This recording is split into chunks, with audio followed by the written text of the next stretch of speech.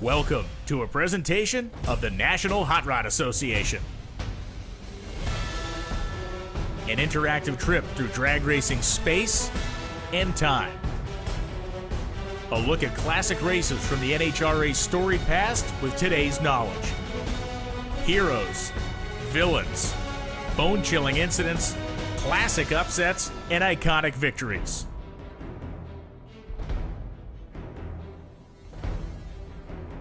This is NHRA Rewind Live. Hello everyone and welcome to NHRA Rewind Live, Episode 2. My name is Brian Lones from the NHRA on Fox. I am here in my home office, in my home studio, and I'm joined tonight by three big-time friends, three big-time drag racers, and two guys that I'm going to relive 2019 NHRA Gator Nationals with alongside you, the Emily Oil Gator Nationals runner-up in top fuel, Mr. Clay Milliken. How you doing, sir? I'm good. I'm just impressed with this technology. We'll find out how impressed we all are by the time we're done tonight. We have Andrew Hines, defending world champion with the total flex tonight with the white hat on. Look at this guy. How you doing, man? And then we have Stevie Fast Jackson, defending E3 Sparkplug's NHRA Pro Mod Series world champion from his shop in the land of milk and honey, as he likes to call it, Georgia. Absolutely. What's going on, man?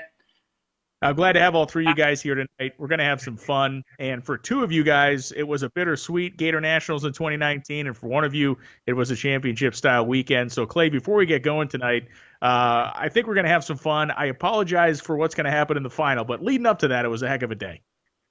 I mean, it really was. I mean, going into the Gator Nationals, we had all brand-new team, all brand-new people, essentially, John Force had cleaned house over at my house, and we were high-fiving each other literally if the car started. So to start going rounds was a whole new experience. Well, it's going to be a really fun deal tonight. And what we're going to do, we're going to watch the race with our three racers. We're going to talk about it, give you some of the inside stories from that weekend, and kind of go through eliminations. We have shortened up the race day show to give you a nice, tight program. And this is interactive. So if you're watching on Facebook or YouTube, make sure you head over on the Facebook page. Participate live in the comments section, and you can ask these racers questions, which we'll interpret and send into the broadcast over the course of the evening.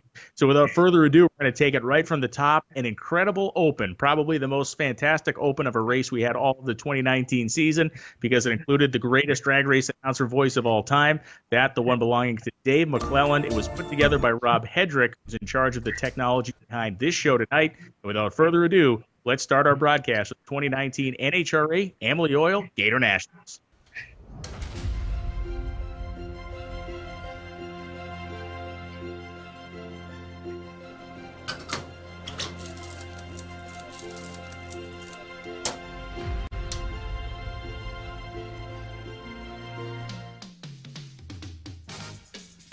The NHRA on Fox presents the National Hot Rod Association. A panorama of speed, color, drama, and excitement. The National Hot Rod Association. In 1970, drag racers wanted somewhere to go for spring break, and the Gator Nationals were born.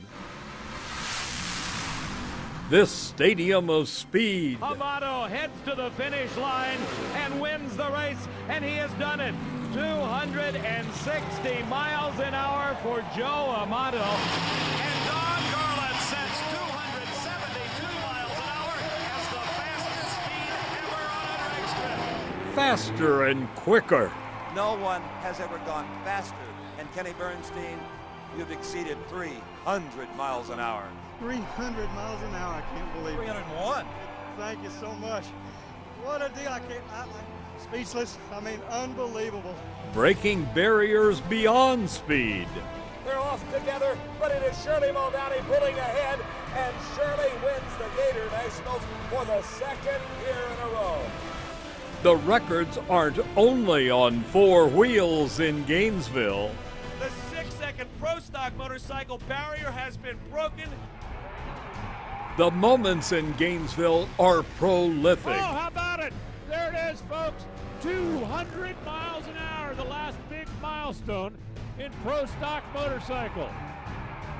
I'm Don Garlitz, and this is my home, and this is my racetrack. Today, 50 years later, we come to Gainesville to start another chapter in NHRA history.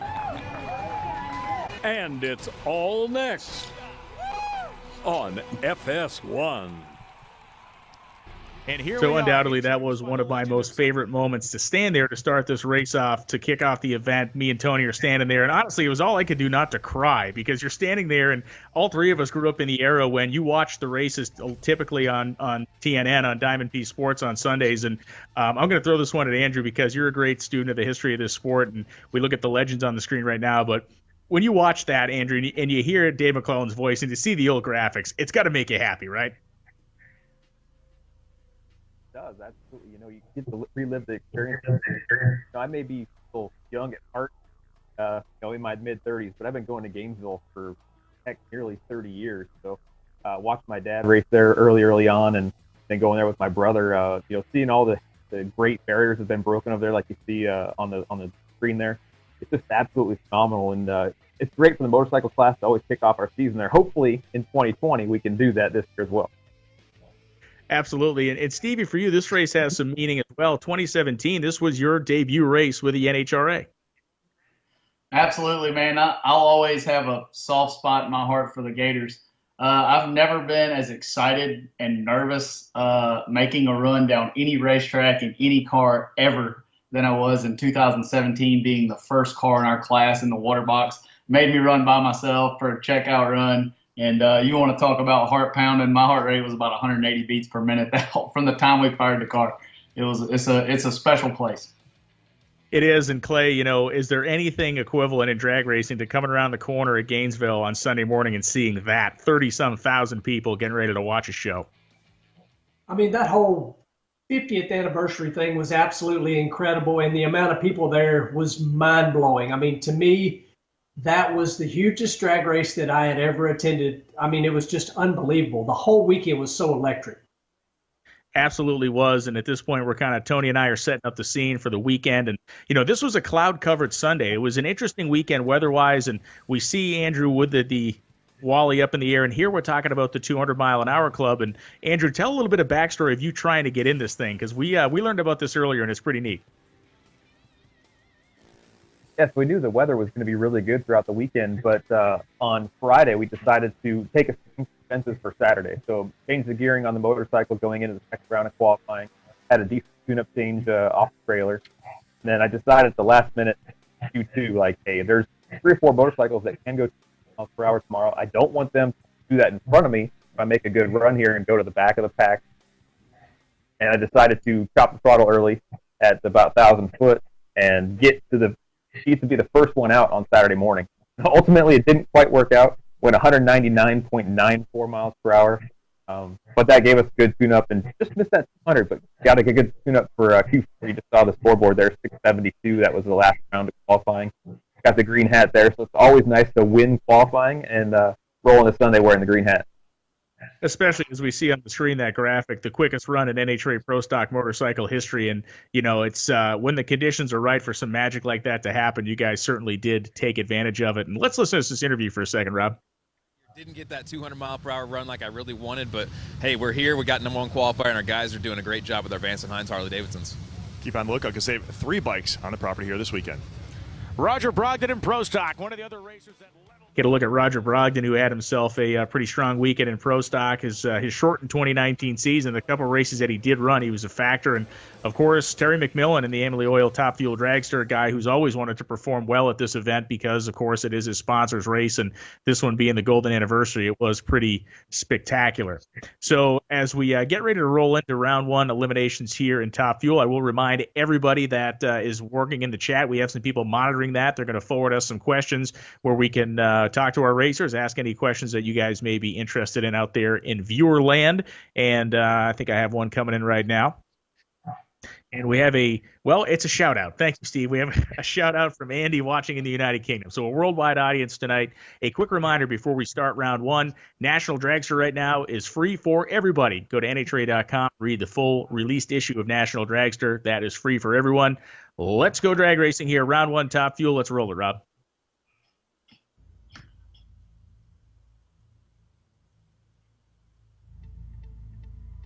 You got to have Gators, Gator Nationals. Got some swamp there. We got the hanging moss. We got the whole program, the beaches, the whole thing. And Clay, as we get ready to run this first round, let's talk a little bit about what you guys were thinking round one eliminations here in Top Fuel.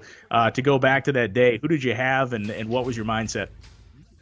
Well, I mean, again, we had brand new team put together, and we were planning on, just trying to learn how to go a round or two so that the guys could start learning how to service the car. And and I get the rookie sensation, Austin Prock. I got him first round, and, he had made a huge debut at Pomona. He won a tire-shaking, spinning run against Brittany first round at Pomona. And to be honest, I just simply wanted the car to go down the racetrack.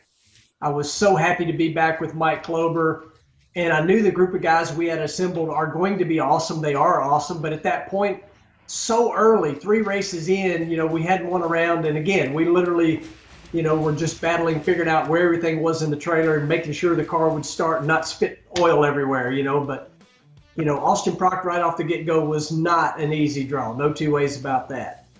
Here is the first round ladder for the 50th rung of the Emily Oil Gator Nationals. You see Brittany Forrest, Chris Karamessinas, Scott Palmer, and TJ Zizzo. And TJ Zizzo is going to be a factor in this race that we'll end up talking about. We have Leah and Pat Dakin, Antron Brown and Richie Crampton. On the other side, Salinas Vandergrip, Milliken Prock, Torrance Lagana, and then McMillan and Coletta.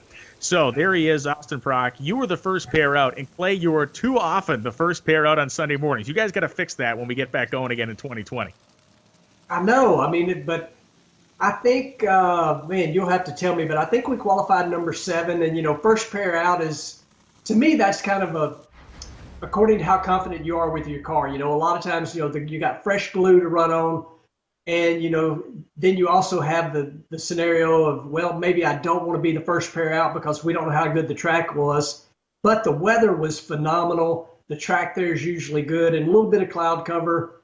I was jacked up for it, and here I am racing this kid right off the get-go that everybody was talking about, and I've got 5,000 runs and he's got 5, so you just didn't know what you were going to get. But, he's going to be a kid we got to deal with for a long, long time, and it was fun to beat him first round at the Gator Nationals, no doubt about it. And a note for our audience. Now, the first 2 rounds you're going to watch at this race have been edited. We're not running the full 3-hour broadcast. We pulled some highlights out of rounds 1 and 2, and as we work deeper in the eliminations, you'll see all those important runs. But this interview here with Austin Prock, he's talking about his new helmet, the new paint scheme he had on there. Stevie, right now it's about 11 a.m. Sunday morning. Pro Mods aren't going to run for a while. Where are you, and what are you doing when Top Fuel's on the starting line? Well, one of 2 things. I love Top Fuel dragsters. I love big old stinky flames. I am at this race. I'm in the stands. I'll sneak around there. If our warm-up has went good, everything's smooth, I'm either watching on NHRA.tv or I'm in the stands. I was in the stands for this one watching Clay right here. If the camera would go to the left about a quarter of a mile, I'm over there by our trailer. I can see, as a driver, I can see the nervousness and the anticipation from the crew and the drivers. First pair, first round, I love it. It's one of my favorite things in drag racing.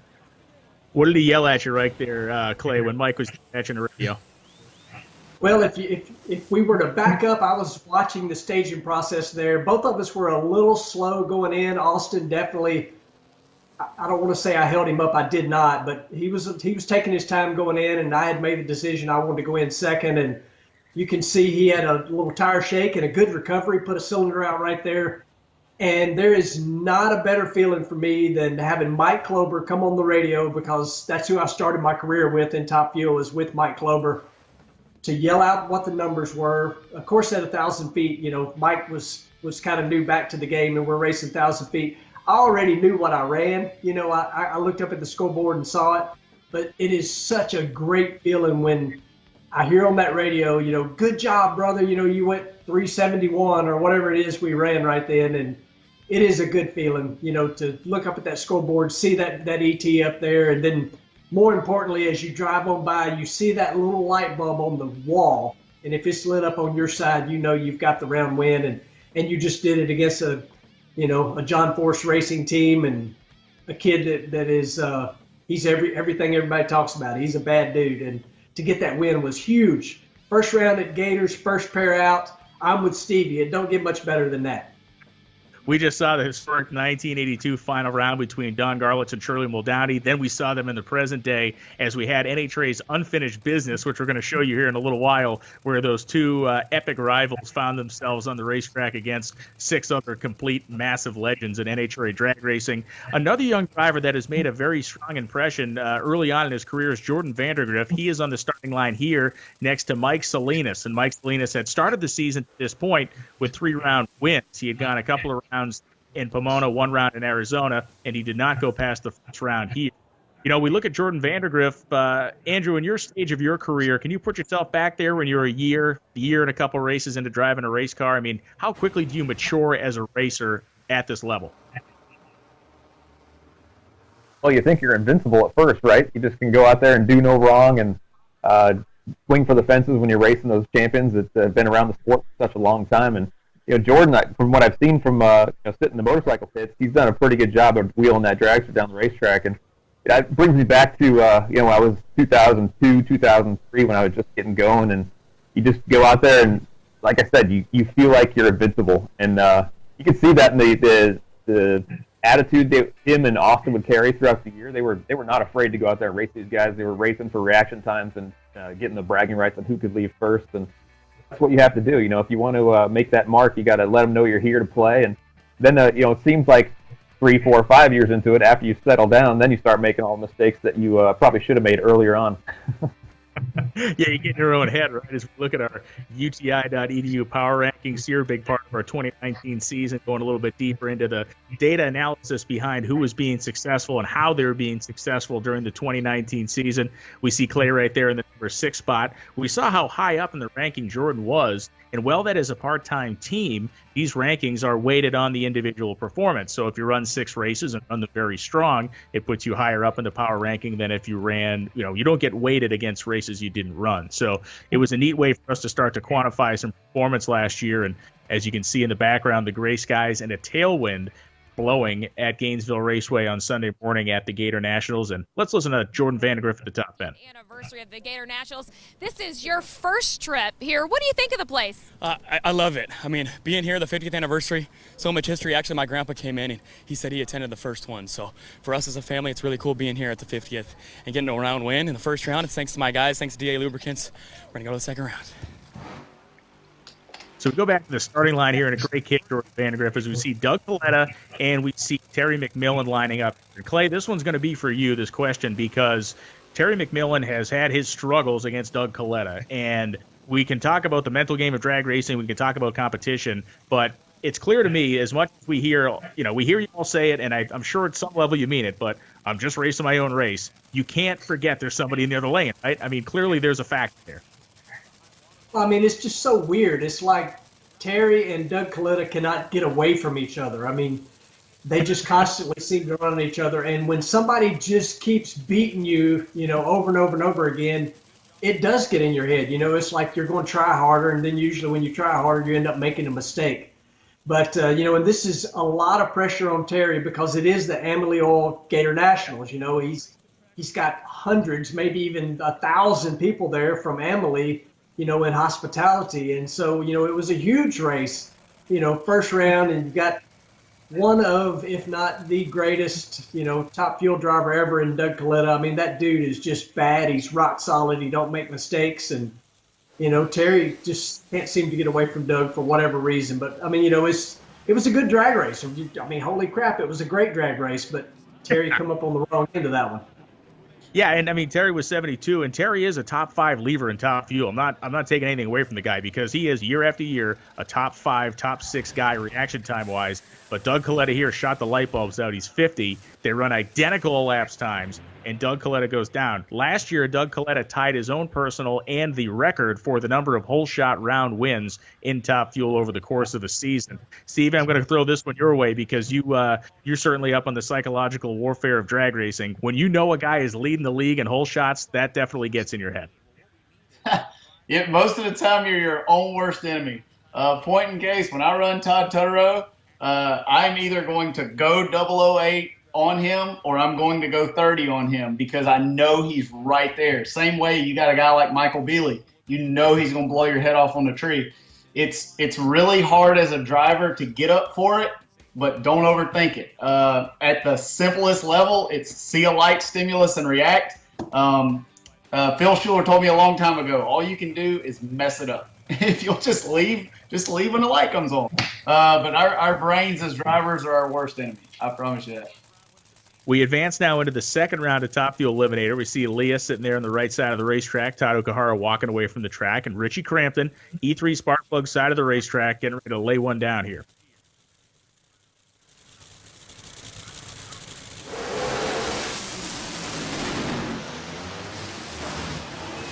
That was a tremendous side-by-side. Another hole shot win. You saw Crampton, a 22 on the tree, 378.5, beats a 373. And it's like, at some point, you know, you guys have all had these rounds, and I'll go to Andrew here. At some point, you got to, every once in a while, look at a time slip and just shake your head and say, okay, whatever. You know, like it wasn't my day today. Absolutely. Then there's times where you need those lucky rounds to get that race win on the fourth round of qualifying. But you know, you do get those rounds where it's like, man, I couldn't have done anything more, or they just took a shot at it and they wound up with the win light in their lane. Then you just take it in stride. But that's 22 reaction time in a dragster. That's pretty phenomenal. I'm not sure if he didn't look like he was deep because he went 73, but you know, sometimes people take a stab at it. We see it in the bikes every now and then, but usually when people take a stab, it's turning on the red light for sure. Clay, I want you to call this run, or at least walk us through exactly what's going on here. You and Jordan Vandergriff, take it away. Well, I mean, it's like I can't get away from these kids right here. You know, you just talked about Jordan Vandergriff, what a great lever he is. You know, him and Austin are battling back and forth. And I'll just be honest, you know, Jordan Vandergriff is an awesome kid. He's got a good race car. It runs good. But there is, you know, there's a little extra there. There's nobody that I probably enjoy beating more than that Bob Vandergriff team. And that's nothing against Jordan. I mean, and I was so happy, you know, to go another round. And again, you know, back to our team learning how to go rounds. Weren't thinking about final rounds. It's like, yes, we turned the wind light on. You know, our car's running good. Went 370 right there. You know, we're starting to click. Mike Clover's starting to get his feet under him. We got Jimmo up there, you know, kind of helping along. And, you know, we're learning. We literally got through in the fire, and we took out two big teams. And I got to tell you, I've been so impressed with Mike. You know, how he's been in front of the television camera. You know, he's open. He just tells what he thinks. And, you know, the guy is just awesome, man. It is so fun racing with him. I'm having a blast. And I cannot wait to go out there and stomp on that loud pedal again. I'll tell you, to echo your point, Mike is one of the most compelling crew chief interviews we have, and we love talking to him. So this was one of the great emerging stories of this event. And really, for me, when the magic of the Gator National started to rise up was in this pair, TJ Zizzo and Brittany. Let's sit back and listen.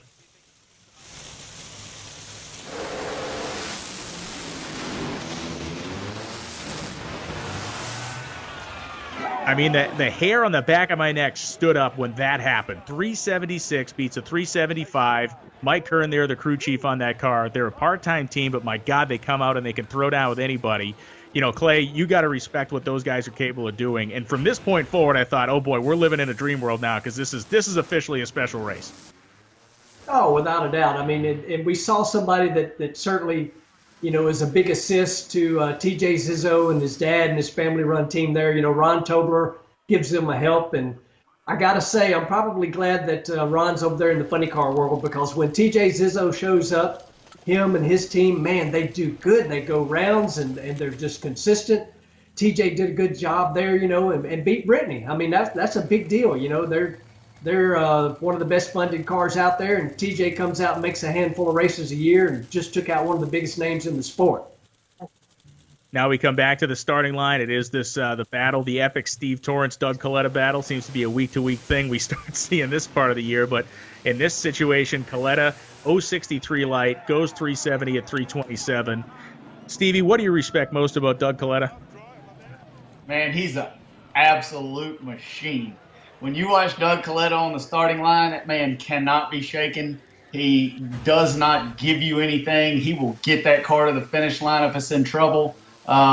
He is awesome. I love when they give you the in-car shots of Doug on the starting line and just watching how calm he is in the car. It's awesome. You can see the margin right there, about 1/3 of a top fuel dragster as Doug begins to extricate himself from the Mac Tools car there. And yeah, he is a machine. And now this is what the semifinals shaped up to be. It was TJ Zizzo, Richie Crampton, and then it was the machine against Mr. Milliken, who is going to set Low ET of hat switch tonight. I think so far he's made 3 hat transitions during our broadcast, which is great. So now that we've the headgear is staying constant and everybody but Milliken tonight. So as we are hanging out here for a brief minute, if we have any of our social questions, if you guys out there monitoring our chat want to send any social questions through, we'll take them right now before we move ahead in the broadcast.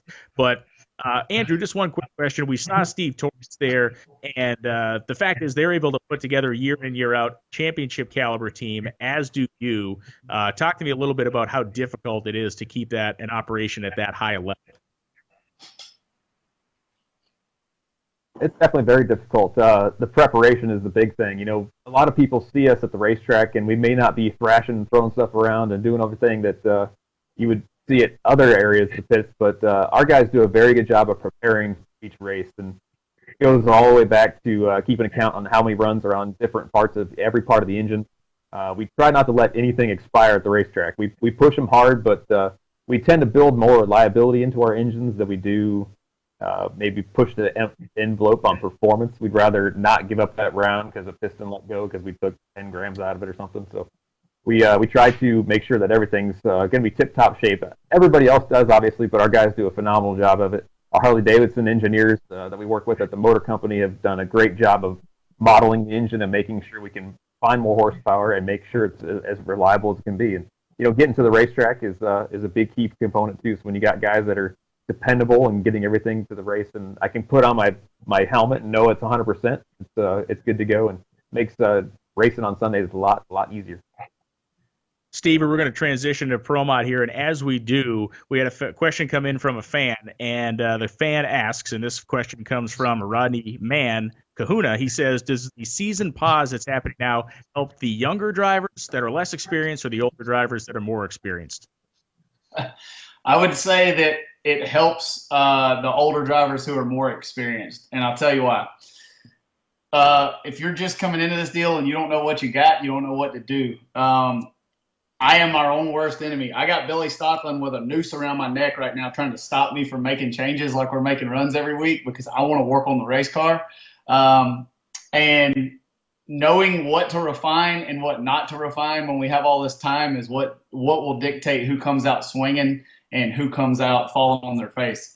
So extra time to improve is good. Sometimes over preparation is a negative. One of the reasons that it's so hard to back up a championship run, I used to, before I was a champion, used to think that it was complacency after you've won, but it's not. It's you want it so bad that you over prepare for the next season. So somebody that's seasoned may know, hey, let's just go out and have fun with the race car and you'll generally do better.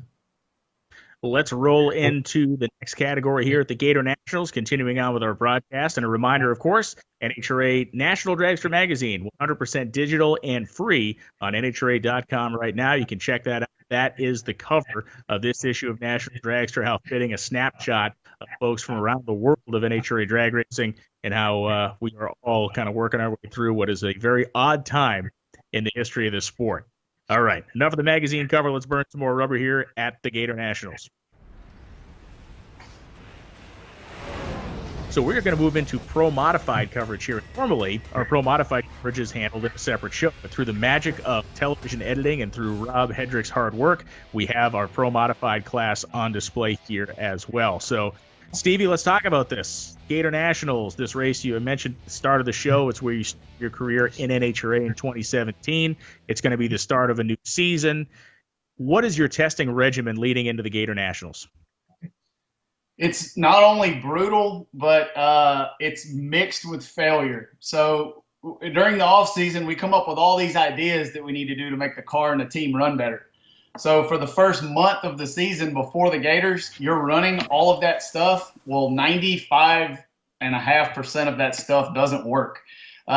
So not only are you on the road for nearly a solid month, but you fail so much stuff. By the time you roll into Gainesville, you're halfway confused and worn completely out. That makes sense. As one of the big stories in 2019 was Ricky Smith in a turbo car. We caught up with you here in the pits of the Manny Busick. Let's listen to your brilliance. It was going to be the world record. When we rolled into staging lanes, we were going to throw the dice out there and go for it. These things are always fairly effortless to drive when they're on a great run.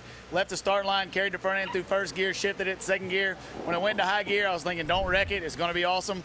They come on the radio in the shutdown, and they said 66, and I said, what? It went at 86. It was faster than that. And Billy's screaming, everybody's screaming. I really did not know until I turned off the track and seen everybody jumping up and down that it had set the record. So it was pretty awesome. Well, the first race of the season, if you could call your shot, what is it? We're going to win. I don't want to say call the shot. We're going to try to go 63, 64. I want to win every single round, set the record, and win the championship. That's what we want to do. Brian, what a great day. So we move right into the first round. And Stevie, you had made the quickest run in the history of the category in the qualifying round 3, and then this happened later on. This was tough. Not only is it tough for Mike Castellano right there, but it's tough for us sitting on the starting line. I'm standing back there. Mike, this thing broke a floater hub in the rear end housing. You can see the tires not bolted up there anymore. There's nothing he can do. There's nobody better in the business at driving a pro modified car than Mike Castellano. Watching somebody wad a car up like that, first pair out, man, it's hair raising. Standing on the starting line, you want to talk about a chin check? My heart was beating 100 miles an hour. So this is what the first round of Pro Mod looked like during the Gator Nationals. It was Stevie Fast taking on Eric Latino, Bob Ram, Stephen Whiteley, Mr. Jeremy Ray, and Jadar Crollo. Then it was Mike Bealey, Jason Scruggs, Tutaro Janis, Belushi Green, and the list goes on. So Stephen Whiteley coming up here. Stephen has stepped away from the seat, but Stevie, you're involved with the Whiteley family and their Pro Mod program. Absolutely. I run Jim's car, very close and in tune with Stephen. He's got an awesome family. This thing comes out, shakes the tires, and he smoked the engine right there. Sometimes you win the battle, but don't win the war. Yeah, that was a costly, and it didn't look that bad, but you get back and you find out the thing needs to be swung out of the frame rails. No good. This guy right here, Jason Scruggs, been one of the great additions to the Pro Mod category in NHRA. Certainly, I would say a top 3 door slammer racer of all time, maybe higher than that. And he had Mike Bealey, who once again shot the bulbs out of the tree. Yeah, Michael Bealey is awesome. Jason Scruggs, great competitor. Until you've been on that stage running NHRA, it's just different. You can see he had a little bit of tire shake, drove it, good race, but Michael Bealey's awesome. How much variation do we see amongst the blower cars? Because we have Brandon Snyder in the starting line with a supercharged combination, going to take on Jose Gonzalez in the turbo car. How much different are you guys running these things? Completely different. You can take 3 different blower cars and you got 3 different approaches. Not to say that any of them are right or wrong. It's just how that crew chief decides to get there. It's weird that they all run so close because I've seen data from different combinations and I'm like, why in the world are y'all doing that? And it runs just as good. So everybody has a different way of knocking down the tree. Jeremy Ray, Carolina Kingpin rolling up over there, and he has Jadar Crollo on the right side of the racetrack in this shot. I'm guessing you're the type of guy that really respects Jeremy Ray. Walks softly, but the guy swings a big bat. Jeremy Ray's the man. He came on the scene. He was quiet, didn't really know who he was. And before you know it, he's outrunning you. He will cut your head off on the tree, beat you, and then help you fix your car. And then we move on to Mike Janis, a guy who won the championship. He's wearing the number 1 on the window, had a hair-raising finish to his season. He's lined up next to Todd Tutaro. And this is a round you would have liked to have seen gone differently in hindsight. I can't tell you how many times I've watched this race, and I'm saying, step off, Todd, step off. And he never steps off. That right there is why Todd Tutaro is Todd Tutaro, because not a lot of drivers can be in the paint over there and make that thing go down the racetrack and run 567. Todd's a man. Please step off next time I watch it. Yeah, he hasn't got off the gas yet. And there you are on the race. You got Eric Latino here, Canadian guy, hard runner. This one goes your way. Talk me through it. Man, I seen him go through the lights, and as a driver, you just stop. You know he's red lighted. You're thinking, okay, don't do anything stupid. I'm thinking about running at half track, and I just mashed it and run on down through there. Seeing Todd go 5:67 like that, I was like, I'm not going to let these guys know that they got an easy lunch, so we'll run it on through. As soon as I run it through, Billy's like, he was broke. I was like, I know.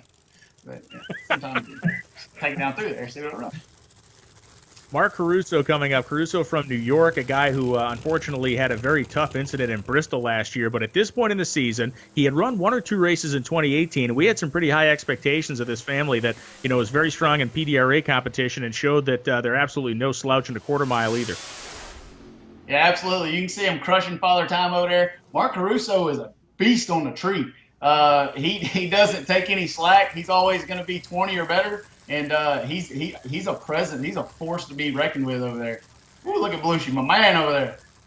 Yeah, talk to me about what's going on with 2020 with Khaled and Bahrain 1. What's the program there? Man, we got Khaled Al-Belushi. He's going to be running his turbo car with Brad Personette pushing the buttons.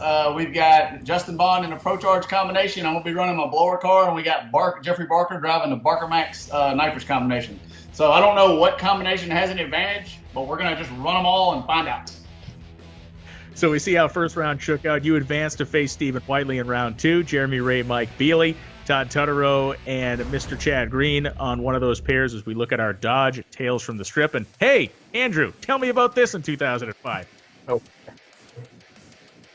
Oh, that was the run that first 6-second motorcycle run on a Pro Stock motorcycle. So see it wiggling down there. That was actually after a rain delay, and it's probably about transition point 700, 800 foot. There's a little bit of water seeping out of the track still. The tire spiked, but we still were able to get down to the finish line. Man, I was a lot younger in that photo. That's scary right there. But here you see. For you, would you? What value does that 699 in your career? Where does that 699 fall in rank with championships or race wins? Where is that?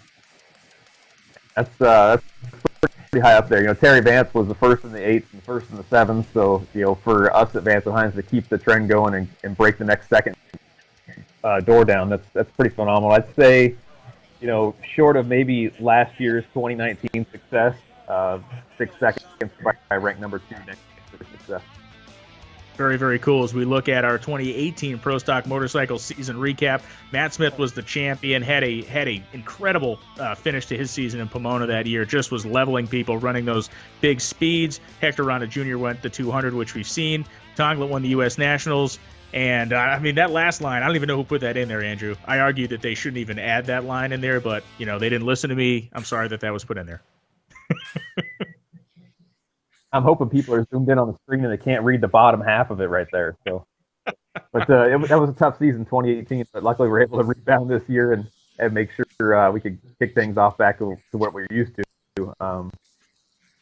You see the motorcycles lately. We've been able. They've been our Harleys are on it this year. So we've been working really hard at the shop on the rear-wheel dyno, trying to get the entire bike dialed in, not just working on the engine dyno. And see if we can squeeze every ounce of power out of every part of the chassis, not just the engine.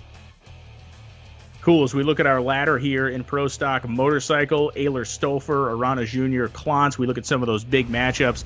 Matt and Angie were going to have to race each other in the first round as well. Here is that first pair. Jerry Savoy going to be lined up next to Mr. Arana. And, let's talk a little bit about Jerry Savoy here. This is a guy who was nearly an accidental champion in 2019. Yeah, if it wouldn't have been for one little crank trigger sensor, whatever, win. So,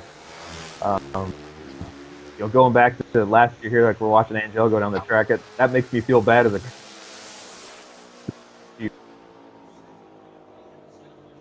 Yeah, that 002 for Gladstone was almost insurmountable for Angel there. It was insurmountable, unfortunately, for her with the reaction time that she had. Andrew, if you can do us a quick favor and drop off and call back in immediately, just because your audio is kind of busted up. So if you can close and then call back in, we'll put you right back on as we see Karen Stouffer going down the racetrack next to Ryan Ayler. You know, Clay, I know you're a top fuel rider. We're talking about pro stock motorcycle here, but Ryan Ayler, in my mind, falls into almost the same category as you and your top fuel team do, in the sense that incredibly competitive guy, does not do it on the level of budget that some of these other teams have, but he's scrappy and he gets his round wins where he can get them. Oh, I mean, it's one of those things where you got to have the want to, and we want to do this so badly. We'll take people's used parts and fluff them up and go out there and put a whooping on them if we can, and we have to kind of pick and choose where we're going to push the button and try to get after it. Gator Nationals is a good spot to try to really get after it, and it's fun seeing the smaller teams do good. I mean, I've always been, pretty much involved with a smaller team, and it's just fun going out there beating on those giants. Hector Rana Jr., the guy that made history in the year previous with a 200-mile-an-hour run, collects his first round victory next to Kelly Klontz. And Andrew, we saw you in the first round. You collected a win light, a red light for Corey Reed, and you know this as well as anybody. You earn some of those red lights when people know that you have a very strong motorcycle. Yeah, if you can set your pace through qualifying, and we get qualifying sheets every single round, and I'm not sure if the casual fan knows that, but we can see every incremental of every bike or every car that goes down the track for that particular round, and it also puts your reaction time on there. So, some people are really paying attention to reaction time, so you figure out who you're going to match up with on Sunday, and you see what their lights were all through qualifying. So you can make or break maybe even a first round if you're paired up in the middle of the pack, maybe a 7-10 or 8-9. You might be able to scare somebody by what you did all through qualifying, just on your reaction times on how they stacked up. See Scotty Polachek putting a lot of English on the motorcycle on his side of the racetrack, and Eddie gets the win light there pretty handily, and Scotty, being the veteran that he was able to keep that thing upright as it was skating around all over the place. Jimmy Underdahl, far side of the racetrack, Melissa Serber on our right side now as we watch. And again, you can tell how cold it was here this Sunday. Everybody's got jackets and sweatshirts on. It was a very un-Florida-like day, and this was a weird one, Andrew. I mean, Jimmy Underdahl goes 15 and breaks, and thankfully for him, Serber went red. Yeah, that's one of those heartbreaking situations for Melissa. It's like, dig the knife in deeper and twist it a little further because, she went red and then Jimmy just happens to break. So you have those scenarios, and man, those are the ones you just got to grit your teeth, cross your eyes, and walk back to the trailer thinking, what the heck? But yeah, that's the nature of the beast. You never know when you're going to get that lucky round, and that might be what sends you all the way through to the final. So we can see the advancing bikes there in the ladder as we take a look back here. I'm going door slammer racing, so I'm talking to Stevie. This, to me, is WJ's coolest car, the 84 Hurst Olds. Look at that G-body, baby. He's driving that thing, too. Watch this thing when he gets through here. Look at that thing. I can tell you from driving door cars how hairy they get down there. That makes my heart beat fast watching that thing go down through there. That thing's awesome. Listen, what other pro stock car in the world birthed the Hurst lightning rod shifters that every kid in the 80s wanted, that made it look like your car at a Lenko in the street, came from his pro stock car, man. Absolutely. That's cool. So we're going to get a look at the Summit Racing Equipment Camaro into the starting line here as we see Greg Anderson and his son riding on the door sill as they're getting towed in. This was pro stock weather, naturally aspirated engines as it was for the motorcycles, and let's listen to Greg Anderson. From the grandstand, because they all run so close to each other, they all make about the same power. They don't mess up very often, so it looks simple till you jump inside of one. Make about 1,450 horsepower. When we snap that clutch up, we shift 5 times going down the racetrack. When you yank that lever, you better not turn that steering wheel, and you better get to the finish line before that other guy. So a lot goes into a simple run. Greg Anderson. We look at our ladder for Pro Stock Eliminator. We see that Roger Brogdon, the number 1 qualifier, Wally Stroop 16th. And when we look at our first round matchups, this one really kind of fell into line. There was no real kind of weird matchups here in the first round in terms of people that we didn't expect to be in the bottom half or people that we expected to be qualified better than they were. That doesn't mean there weren't some surprises hidden in here, which we're going to see as we get going in the first round of eliminations in Pro Stock. It was Erica and Chris McGahey. No love lost between these two, and no love lost between the Elite Motorsports teams and the McGahey teams. And, Stevie, I want to talk to you about this because, you have no problem kind of voicing your opinion on things, and there seems to be like this theory that you can't really admit that you don't like somebody else in drag racing. These guys don't like each other. That's a fact. And that's a good thing. What we need is them to tell us about it. We need them to tell them about it. We got this whole politically correct deal going on to where, oh, I really don't like you, but I can't say that I don't like you. I'll tell somebody else that I don't like you, so they'll tell you. You come ask me and I don't like you, I'm just going to straight up tell you I don't like you, and I'm going to tell you why I don't like you. That rivalry there is exciting. It's good for the fans. It's good for the sport. We need more of it. Now, we saw Erica have to drive that thing, too, as it hurt a motor down there, and she was in her own oil, but did a good job stopping the car.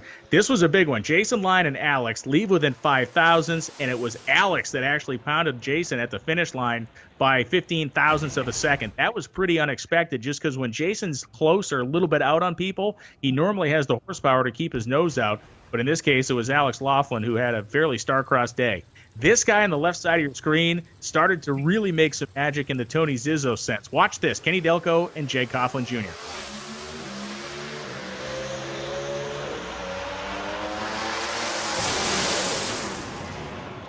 That was a massive first-round upset for Delco. He was 23 on the tree. Is there a more sickening feeling, Stevie, to be at half track in a door car to see another door car a nose ahead of you? When you look out that window and check over there at half track, and you see that thing and it's a half a door on you and he's got the same engine as you got or she does, there's nothing worse in the world. You cannot row the boat any faster. You're trying to break the firewall out of that thing and he will not help you. And you can see Kenny Delco. I mean, literally a Camaro fender at the stripe. And I think the more agonizing thing for the pro stock racers is there, and this goes for the bikes too, you guys are at more of a speed to realize actually what's happening down there as opposed to going 30 miles an hour. As now we have Bo Butner and Fernando Quadra. This one, Fernando, a very consistent lever, just did not quite have the gusto to catch Bo down there at the finish line. Clay Milliken, you were in Saudi Arabia. I was in Saudi Arabia, and Bo was in Saudi Arabia over the wintertime. That was an experience. Yeah, I tell you what, it really, really was. But I want to say something real quick. Bo already had a lot of extra pressure on him because his fiance had won Stock Eliminator the day before at the Gator Nationals in 2019. Because if you remember, they finished out the Sportsman guys Saturday night, and Randy Lynn already had one of those shiny gold Wallies, and so Bo had a lot of pressure on him that weekend. He did, and the upsets continued in the first round. This time it was Shane Tucker with a hole shot victory in that first round. He advanced, and now it was going to be Greg Anderson's turn to see if he could stem the tide here in terms of the favorites moving on.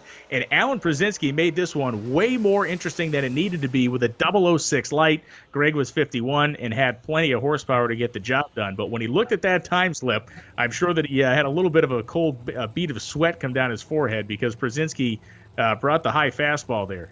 Now you saw number one qualifier Roger Brogdon, right side of your screen, Wally Stroop. Going to go red here. Stroop was the number 16 qualifier. And we look at that wiggle, Stevie. You see a guy, you get a time slip and you lose on a red light, and the guy probably would have caught you, but maybe not. That was really close. Yeah, that was close. These cars, the suspended door car, get out of shape so fast. I mean, that thing right there, it's a quarter of an inch away from spinning around and hitting the wall. That's a scary moment. When that happens that close to the starting line, there's some serious stuff going on in the suspension. So there you go, your 8 remaining cars in Pro Stock: Tucker Delco, Anderson Laughlin, Brogdon McGahey, and Kramer Butner. As we now take a quick break here to check in with our audience. If you have any questions for Clay, for Andrew, or for Stevie Fast, fire them at us. They will put those questions to me, and I will ask them of the drivers. A quick reminder as I do through the entire broadcast, if you want to check out the latest issue of National Dragster Magazine, it is free for everybody. Whether you have a NHRA membership or whether you have a National Dragster subscription, you can go to NHRA.com and see every story in the issue as you would otherwise not be able to do. During this downtime, National Dragster digitally is free for everyone, and we want you to go check that out when you're hanging around on the intranet during the day. You can keep tabs on what everybody's doing here through this downtime. So while we wait for some questions to come in, let's continue on with the race broadcast, and we'll pick this thing back up again. I'm going to guess with Top Fuel. I believe we're going to probably go back into Top Fuel as we've worked our way through our competitive order here. Fans, the tailgating culture at Gainesville is big, and you guys know this. On Sunday morning, you got to get there early because it is a logjam trying to get into this racetrack. Andrew, there is no sleeping in on Sunday at the Gator Nationals. There is absolutely not. You know, they do it best down there because they know how to go tailgate at college football, right? So, home of the Florida Gators. Go Gators! I think there's some catfish down there. Listen, I'm from New England, Clay. We don't eat a lot of catfish up here, but I'm thinking catfish is your speed. I tell you what, that catfish right there was looking so good. All you got to have is straight out of that grease, a big old bottle of ketchup and some hot sauce, and you get you some hush puppies, brother, you are good to go. I mean, I'm already kind of like, I've got my corn dog here, and I'm looking at that dang catfish going, man, I need to break out the grill and get some grease and throw some fish in, and I'll be good to go tonight. So it's going to be funny car round one highlights. We're going to be talking about you're burning some more nitromethane as we continue on this 2019 Amalie Oil NHRA Gator Nationals NHRA Rewind broadcast. Our first round ladder showing our pairings on the screen right there. And the fun thing about funny car at this race is the fact that, you know, this was really the season and a half after the rules package had changed. The headers have stood up a little bit higher. Those 340 mile an hour speeds are not really talking about them anymore, and everybody's still kind of getting a handle on the tune-up. It's Dave Richards on the starting line here against Tim Wilkerson. Let's watch this.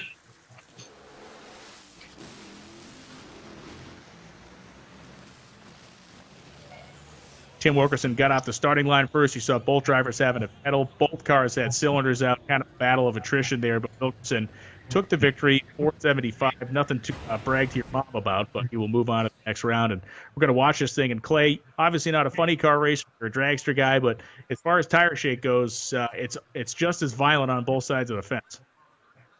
Oh, I mean, it really is. If you watch this, you see the car, it shakes, and it feels really bad in the car. Tim steps off the throttle, and if you look, he's kind of rolling the throttle back open. You know, he just felt like that he needed to do what he had to do to get the car down the racetrack. And it's pretty awesome because I can tell you for a fact, you have very little throttle travel.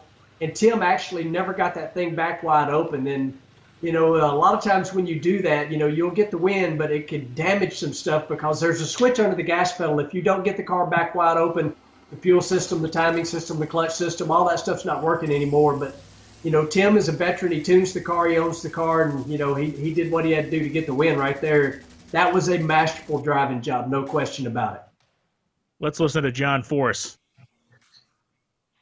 Oh, kaboom for John Force. That engine starts, nitro belching out the pipe, header fire. The ground is shaking. It's like a runaway freight train. You have strapped yourself on the back of the T-Rex. He's pissed. And he's running away, and good luck.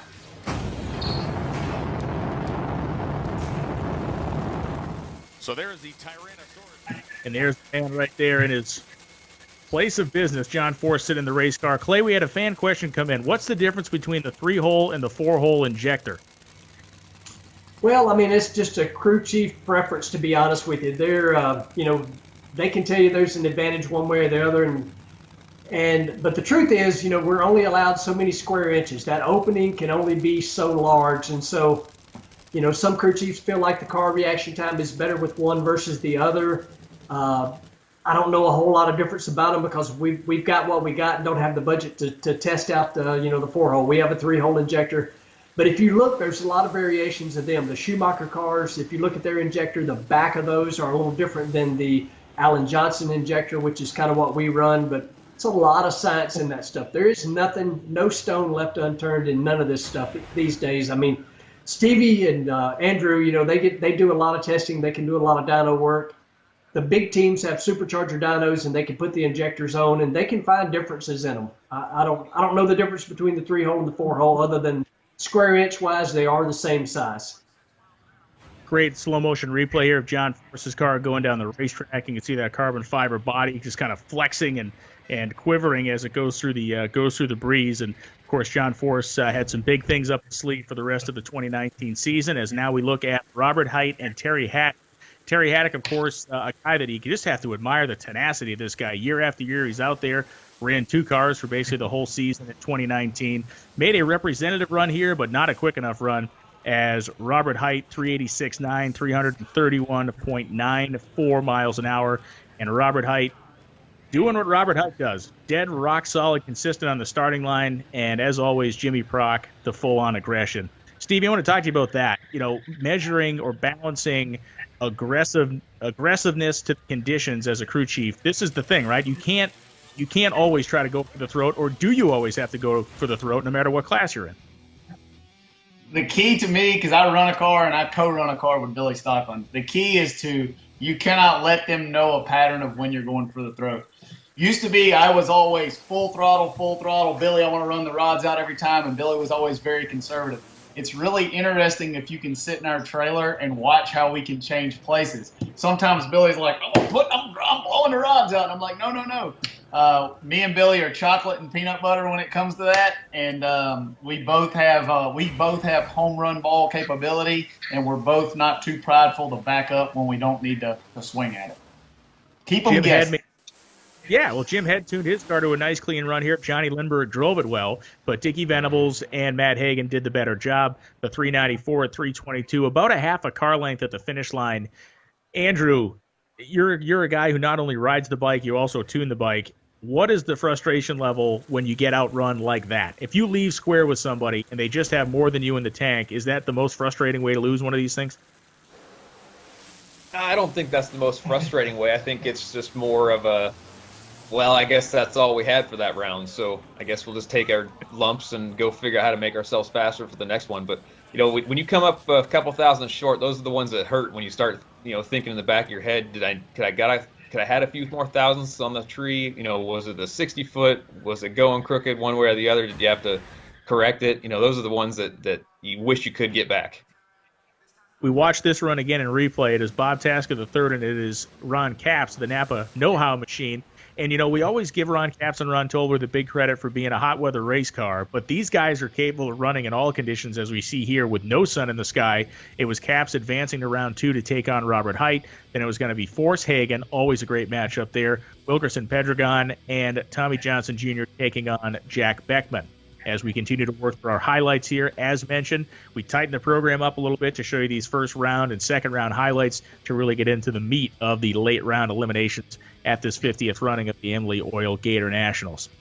The monstrous crowd was just amazing. It's an immense drag strip. If you've never been to Gainesville, I recommend going there, not just because it's an NHRA race, but because if you're a drag racing fan, there is nothing like sitting in one of the most grand stadiums that drag racing has in the world and do it with tens of thousands of other people, as we see Cruz Pedregon and Tim Wilkerson on the starting line now. Let's listen.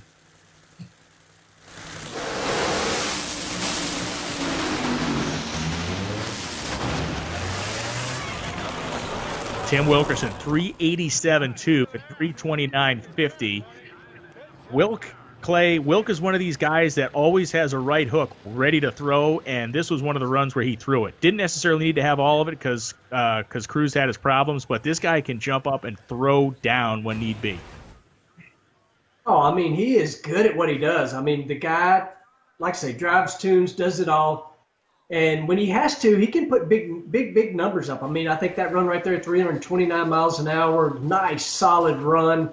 I gotta just tip my hat to Tim, and we actually get a lot of repairs done from Tim. He literally can do it all. We send parts home with him all the time, and he takes them right back to Springfield, Illinois, and welds them up, fixes them up, and brings them back to us. He's just a good guy all the way around. So this is John Force and Matt Hagan, two guys that are certainly premier drivers with two crew chiefs who are premier in the sport. Dickie Venables has been around the sport of drag racing his entire life. His lifelong friendship with Ron Tolber has been well documented. They're brothers from another mother, literally. They grew up with each other racing with Dickie Venables' father. And you can see Dickie leaning over the motor here. Going to give Matt Hagan the point. Step to the back of the Opar SRT Dodge Hellcat Charger, and Force going to put that peak funny car in the lights. Here we go.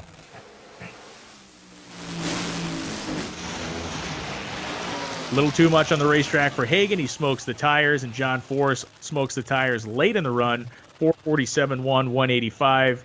All these race cars, Stevie, are deafening, but you can hear the other guy even in your pro mod, right? Absolutely. I can hear them. And most of the time, if they're close, you can see them. If it's another supercharged car or it's a nitrous car, I can hear that thing in my window, and there is no worse feeling in the world than continuing to hear that thing. You want it to just go away. You're like, get away from me, get away from me. and they'll be hanging around. When somebody has problems and you have something like this go on where you got to pedal it, you just are waiting for them to zip by you. It's John was vulnerable right there. To use your expression, pass you like the Starship Enterprise. I've heard you use that line before. That's it. And there's no worse feeling in the world than when that thing breaks or it is out of shape where you cannot get back in it and you do not. It's one thing to get crushed, but it's another thing when you're still winning and something's broke or something's tore up. And I promise you, when you're driving these cars, we prepare all the time for this. When those stage beams comes on, that's my office. That's my only time in the world when it's just me up there and the person in the other lane. And all that exists in the universe when that tree comes down is getting to the quarter mile before the other person. And it's literally as simple as that. Some of the emotions that we go through in these things in that short amount of time frame, you could make a movie about. This was a classic side-by-side here. Beckman wins on a hole shot. TJ's 69. Beckman's a little bit better at 63. And then ET-wise, they run within a few thousandths of a second. It was almost an equivalent battle of what we saw in the first round with Doug Coletta and Terry McMillan as far as nearly identical reaction times, nearly identical elapsed times. Classic funny car drag race here where both guys, as you can see, were all over the wheel to keep these cars in the groove as well. Not just a stab and steer program. Both of those guys drove their butts off, and you can see the minuscule margin of victory for the Infinite Hero SRT Charger Dodge of Jack Beckman. That set up the semifinals in Nitro Funny Car. Height and Force, the teammates, Wilkerson and Beckman. And Tim was the number 2 qualifier, was having himself a fantastic weekend to this point as we get ready to move on in our program. So keep those fan questions coming. Andrew, we had one come in for you as we continue on with the broadcast. Someone asked, how has it been going with the third motorcycle, having Angel on the team? What's that adjustment been like, and how do you continue to advance the program in 2020? Well, it's been really good to have her on the team. I can't say it's been good for a tune-up situation between her and myself and Eddie because she's so small, and it's so much easier to make her bike leave the starting line. It's almost like cheating. You know, we got about 80 pounds of tungsten on her bike compared to what Eddie and I run, and we can just lay that stuff anywhere we need to on the bike, for different traction scenarios later in the day or on really tight track. We can get it to spin the tire without doing anything in the clutch, anything else. We can just move the weight around if we need to. So, but she's brought a cool dynamic to the team with having her on there. You know, she keeps Eddie in line, which is kind of fun because Eddie gets a little chippy sometimes. But for the most part, it's been really cool. It's been a lot more work on the crew guys, though. They've been really pulling their hair out, going through each engine race after race. You know, extra maintenance, all that stuff. We only added one extra person with adding a whole extra motorcycle. So that was pretty brutal, but it's been really cool. She was the enemy for so long, and now she's a friend. It's pretty awesome. That is a really awesome transition. So one of the great things that happened at this 50th Gator Nationals was the running of NHRA's Unfinished Business Program. And this was where we took 8 of the greatest NHRA drag racers of all time, put them in what we perceived and still believe to be equally prepared Toyota Camrys, and then set them forth against each other. You see Amato, Bernstein, WJ, Terry Vance. You see Mr. Darrell Gwynn. You see Shirley Muldowney, Don Garlitz, Ace, and Snake rounding out the 8. And this is how it shaped up. Bernstein, Amato, Perdomo, McCulloch, round 1. And I think we just got to watch this thing. It was so much fun, and the fans got so into it. WJ and Terry Vance, and then Shirley Muldowney and Don Garlitz were the round 1 pairings. And, you know, the kind of cool wraps they put on the cars as tributes to the racers. Muldowney with the Shirley's Kids, which is a foundation that she operates. Stevie, which one of these legends are you pulling for in this whole thing? I don't know, man. That's the tight. I got to go for Don Garlitz, but if Shirley crushes him, I love that too. These are my heroes growing up as a kid.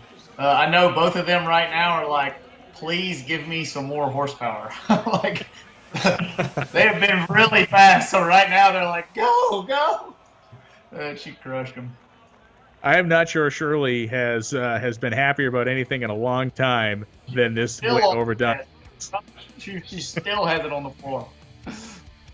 And Don was not pleased about his round 1 exit. I promise you that. As WJ and Terry Vance were next up, Vance with the Vance and Hines colors, and WJ in the black and silver Camry. Now, there was, as there always is in drag racing, some amount of mystery here because, as you will see, WJ's car not only reacts differently, it is way faster than everybody else's. And Clay, far be it from me to say anything, but I feel like the professor may have waved his wand over this thing somehow.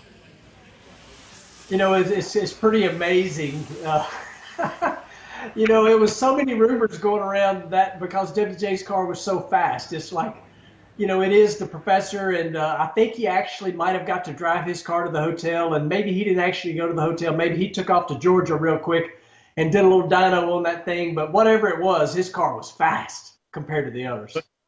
Let's listen to Shirley and Gar. Stan Holdley gave me some pointers on the starting line. I wasn't sure about ours, but Antron on the airplane yesterday, he gave me some tips. I was begging for some help. I haven't driven a street car in years on the starting line, and it doesn't seem like 15 years since I dropped the light. Wow. Wow. Well, Shirley will advance to the semis. And Don, you did have her on the reaction time. You're in your Toyota Camry. You're in front of a hometown crowd here in Gainesville. What's that experience like for you? Well, you always try to do good in front of your fans, you know. And of course, a lot of families here, too. It's a great track, and I love it. So we look at that right now. So this is how the first round was continuing to shape up. You see Muldowney and WJ moved ahead. Kenny Bernstein and Joe Amato and Prudhomme and Ace were going to be the next two pairs here in the first round of unfinished business. What I think is most interesting about this is Bernstein and Amato are among the best of friends. They spend a lot of time together. They golf together. And as a kid of the 80s, I wanted to be Joe Amato. I thought Joe Amato was probably the coolest guy walking the face of the earth at that time.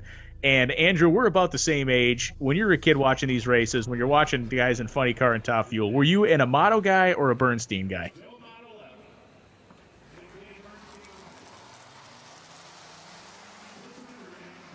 Or an either guy? You could be an either guy too. I was a Bernstein guy. I just Okay. Actually my dad knew Dale Armstrong really well, so.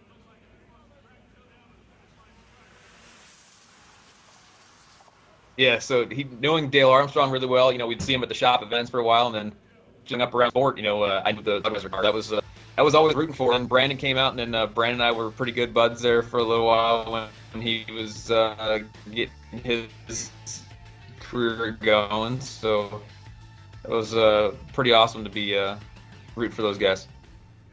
Absolutely. And then it was time for Snake and Ace to line up here. Two of the coolest guys on planet Earth. As we see him now, the sun has come out at this point. Or actually, I'm trying to remember. I think we actually we ran this eliminator on Saturday. That's why the sun is out here. I was trying to kind of reset my mind back to 2019. Saturday, the bright sunshine. You see Ace did not have the whole shot here, but did have the horsepower. And Ace was able to park Don the Snake Prudhomme in the first round of the unfinished business program. And the crowd reaction to this thing was absolutely unbelievable. Now, we have an interview coming here at the top end, so we're going to listen to that interview as Amanda Busick was our top-end reporter, as she so often is at our races. The crowd was loving it on Saturday at the Gator Nationals. Your loss at the 1973 U.S. Nationals was the worst of your career. You get the round one win over the Snake. Does that make up for it? I don't know that it'll make up for it, but it was big. I mean, and nowadays, nobody wanted to go down first round today, and to beat Snake out here first round, this is pretty big. I'll take it. This is a lot of fun. That is a smiling round one victory. You see Muldowney, WJ, then it's got to be Amato and Ace. Hey, a question for Andrew. We had come in from a fan. Which of your kids do you see becoming a pro stock motorcycle rider in the future?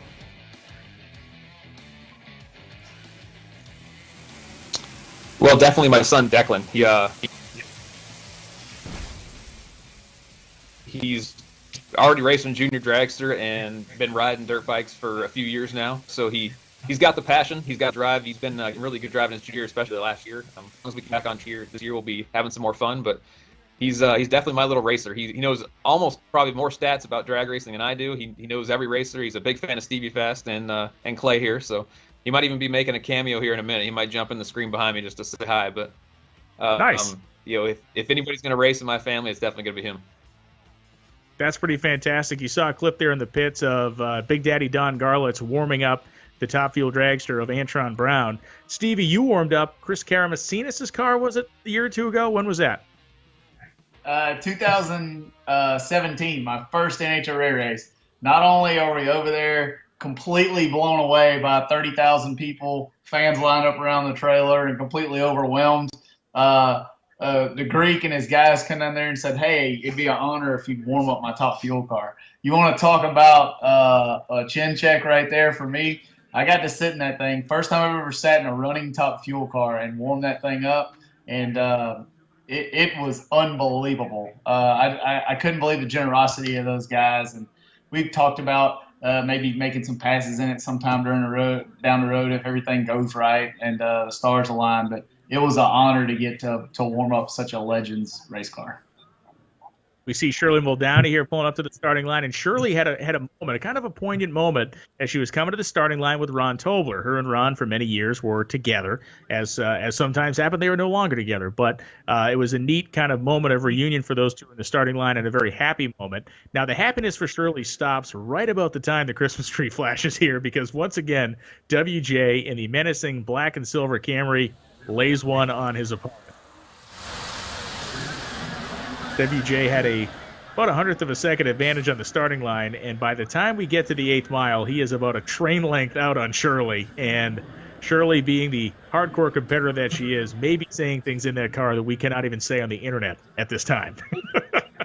She goes 14.93. WJ goes 14.59. And Clay, as you mentioned, again, there's no proof of anything other than the fact that this guy's car was about 0.4 faster than anybody else's. And isn't it the greatest tribute to somebody when you know when he's so fast that you can only guess that the guy has done something to make the car faster? Well, I mean, if you looked right then, Shirley was attempting to do a pit maneuver on him, but her car wouldn't even catch him in the shutdown area. But that's what she was attempting to do right there. But what I really loved about that, I'm a race car driver. I was paying attention to that tree. She held him up for about 3 days, and it still didn't do no good. WJ's car was just that fast. Oh, it was totally great. So then we have the ace coming up now, who is moving on to take on Joe Amato. And Joe Amato was watching this whole thing very keenly. During the first round, he was standing almost on the roof of his car and kind of watching the goings-on. I will say this, Joe Amato attends many NHRA races every year. He is a huge fan of the sport still, pays very close attention to everything, and his competition day here at the Gator Nationals ended with about the same margin that WJ had put on Shirley. So Ace goes through, just clips the 14-second zone there at about 94 miles an hour, and he is going on to the final round, where he will run into the buzzsaw known as Warren Johnson. I'm going to go across, actually, let's hear from WJ first. Unfinished business in your Toyota Camry. How are you running so fast? Well, first and foremost, congratulations for Toyota to supply these cars. I'm actually having fun out here. We had to take and milk everything out of a car that we could in Pro Stock. Top Fuel Funny car, they just put a bigger blower or more fuel or whatnot, and they stab it and that's it. We have to drive these cars searching for traction, this, that, whatnot. We have to extract ET out of the car, not just the motor. Well, what do you do it? Just driving it. Nice work. WJ is obviously a fearsome competitor still at this age. He's a very funny man. He's a very intelligent guy, obviously, and he was loving every second of this. And it got kind of funny because other competitors were complaining that he had done something to the car. So we sent the tech department over, as you can see the inspection being made by Tim White and his henchmen down there at the top end, checking out the ride height. I think we're going to make a check of the rear spoiler height there and everything else. But, we see these cars running the 14s. And, guys, I want to go across the board. Clay, what was the first thing you ran down a drag strip, and how quick did it go? Oh, man, the first trip ever down the drag strip was 69 Dodge Charger. It was painted orange, had 01 on the doors. And how fast did it go? Really slow. I thought it was fast because it was the General Lee, and I, pulled in at this racetrack. I was 15 years old.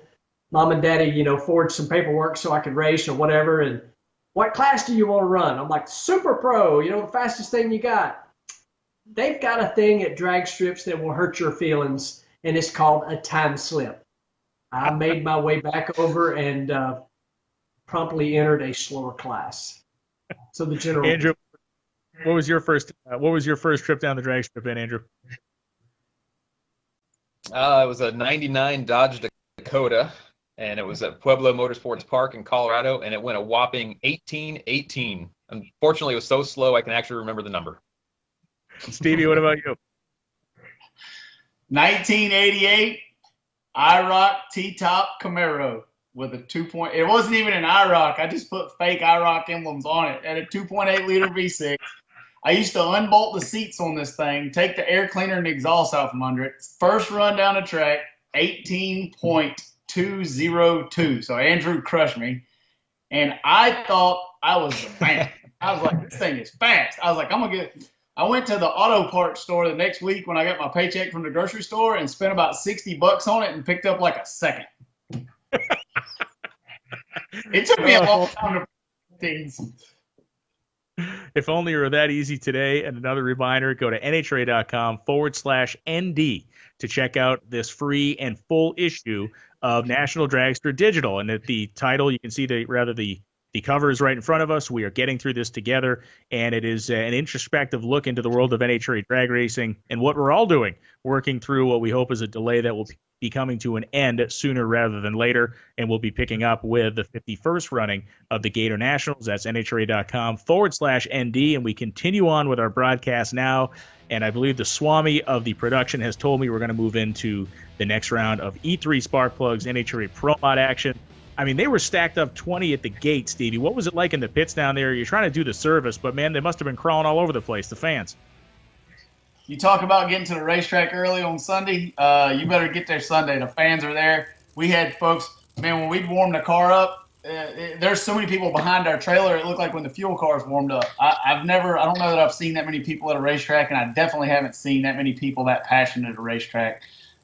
It was perfect conditions. The fans were into it. And I ran out of hero cards on like Saturday, midday through Saturday. It was a good, awesome race. So Brandon Snyder rolling up in the Corvette here. You can see him on the right side of the racetrack. Supercharged entry. Brandon, the guy who made the swap over 8th Mile primary racing a couple of seasons ago. Mark Caruso, the PDRA star, came over and has been running some quarter-mile stuff. And he's going to show his chops here again as he inches his Camaro in against Snyder. Let's listen to the two blown alcohol motors work.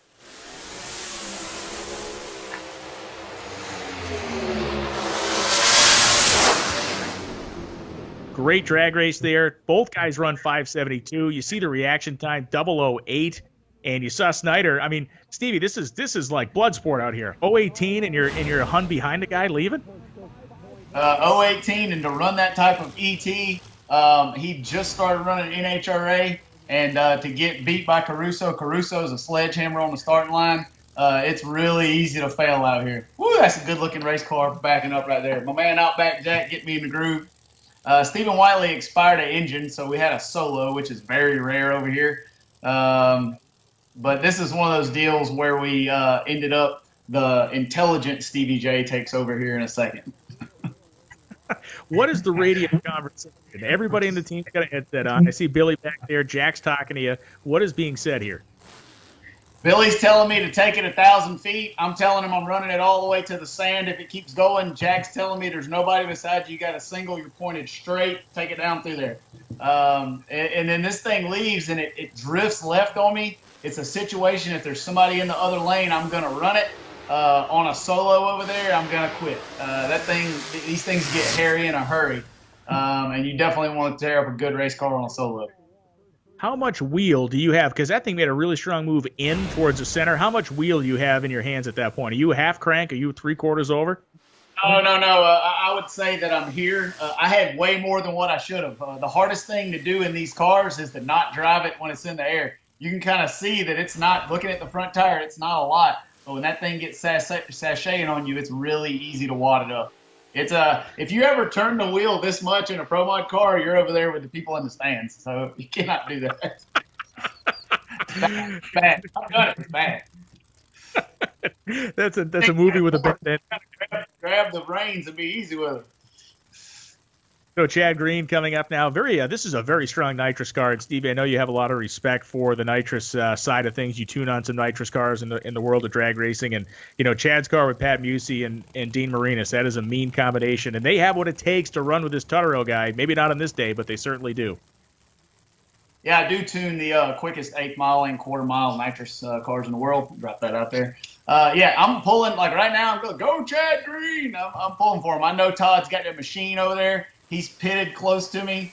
And I'm wanting him to get crushed so I don't got to race him. You can see Brad right there giving him like that thing's a machine. That's a good running hot rod. Chad's a good driver. 003 red in these cars. I've went 15 red in competition.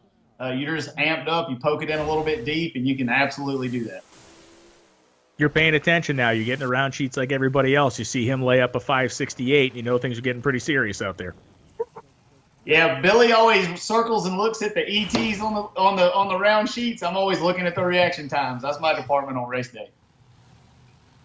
So now we have Mike Bealey backing up the starting line, grabber blue, GT500 style Shelby Mustang, great car, and a very, very, as you mentioned, Stevie, just a killer driver, and Jeremy Ray on the other side.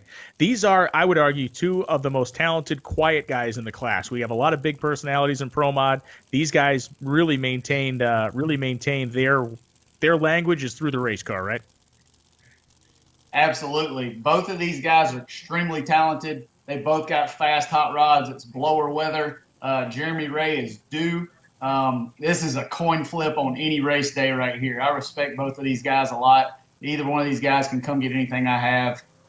This is a coin flip of a drag race. And I don't know if you can stage a car more shallow than Bealey did, and he was still 3 thousandths early. You saw him barely flicker the bulb. Yeah, he can absolutely do that and go red. A lot of times you see somebody pile one in and do that. Michael Bealey, he's one of them guys. I race him all the time, and I'm scared to death of him because he will stage that thing thin and he will go 005 on you, 007. He was on the wrong side of it right there. And look at Jeremy Ray's car, man. That's a beautiful machine going on a racetrack. And that's some Tommy Mooney pipe right there. Tommy Mooney, a legendary chassis builder, and he was, I believe, the only guy running a Tommy Mooney chassis at that point. And when he comes back, I think he will still be that guy and a great and very fast car. As you see, it's going to be you and the guy in the Tommy Mooney car, and then it's going to be Tuttero and Caruso on the other side of that semifinal. Get a look at the Mellow Yellow Powerhouse. Again, the packed stands, the packed pits here at Gainesville Raceway. And it was basically a 3-day sellout. Friday, Saturday, and Sunday were blowouts at this event as we're going to move in to Pro Stock Motorcycle, Andrew, so you can start licking your chops here for some second-round action and PSM as we look at some reaction time stuff there. That lady was 1.5 seconds red. Did you see that? 1.5 seconds red. That is hardcore. So it's actually going to be Pro Stock car, but I will continue to queue up Andrew here as we look at our pairings.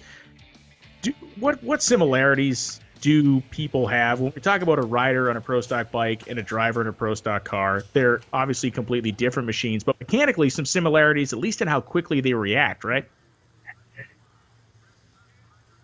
Yeah, I'd say they're both the quickest reacting vehicles out there. So we have to stage as thin as possible. You know, we don't want to pop up a red light as often as you possibly could. So, and then the other thing is we're both shifting the gears down the racetrack. So we on our Harleys we run a 5-speed transmission. Most of the other motorcycles run a 6-speed. Pro Stock cars they're pulling 5 gears going down the track. So it's very driver dependent on making sure your shift points are on time and making sure you're getting every ounce of power from gear to gear. So you can see it in these cars when they get out and get out of shape. The driver might want to pull first gear early, and that's just gonna, between the tire spin and them pulling early, they might cost themselves 4 or 5 hundredths. And in a Pro Stock world, that's full car lengths. So same thing on the motorcycle. If you're fighting it down track and you miss a shift and over rev it and tap the rev limiter, you might as well just close your eyes and coast. And as we watch Kenny Delco and Shane Tucker go down the race. Oh, absolutely. Yeah, if you're not the most precise person, you will be the second person getting there. As Kenny Delco goes 6:55.5, Shane Tucker was first off the starting line. But the most beautiful thing about that pair was that a real underdog was going to make the semifinals, and it turns out that the underdog that advanced was Kenny Delco. And it bears mentioning that the only Pro Stock race Kenny Delco has won in his career was the 1990 Gator Nationals. I'm not saying that to be, negative about it. I'm saying as this is when we all started really excited that, what's magic going to happen again for Kenny Delco. Derek Kramer, a guy who is a very, very well-respected leader on the starting line. He is going to be taking on Bo Butner. They both have KB Racing horsepower. Andrew, another similarity between pro stock car and motorcycle, the fact that, engine suppliers in these categories, there are a few primary ones that supply all the engines. Of course, you guys are one of them in pro stock bike. The difference really does come down to the fine tuning, right? Absolutely. All the engines that go out of our shop at Vance & Hines, they're all within a couple horsepower. So it all comes down to what each crew chief can do with each individual power plant. Whoa, you see Bo's getting pretty out of shape there. So yeah, it all comes down to that aspect of what goes out the door. You got to be able to tune it at the racetrack to your best of your ability. And if somebody's struggling with the setup at Vance & Hines, we can bring back their fuel injection setup or their carburetors, their exhaust pipe, and run it on our dyno for them. Get it tuned in a little closer, see how far off they may have been, and shoot them back in the better ballpark. So I know Matt Smith's one of the other suppliers out there. He's got rental bikes for lease out there, and we just try to do the best we can to support the class and keep it healthy and strong, and keep more than 20 of them rolling around the country. You saw that wild run there, and as Andrew mentioned, Bo was really sideways out there, was able to reel it back in, and Kramer had problems right when he got off the clutch pedal. Now we look in the pit area of John Force Racing. You can see the crew members on the Pete Camaro have taken the engine apart, and they're going through their round-to-round service. Greg Anderson and Alex Laughlin going to line up right now. Anderson, a guy who has built up an incredible resume in pro stock. He is the second winningest driver in the category. He is in the hunt for his 100th victory during the 2020 season. We'll see if he can pull that off. But it will not, round victory would not come to him here. Alex Laughlin won on a hole shot.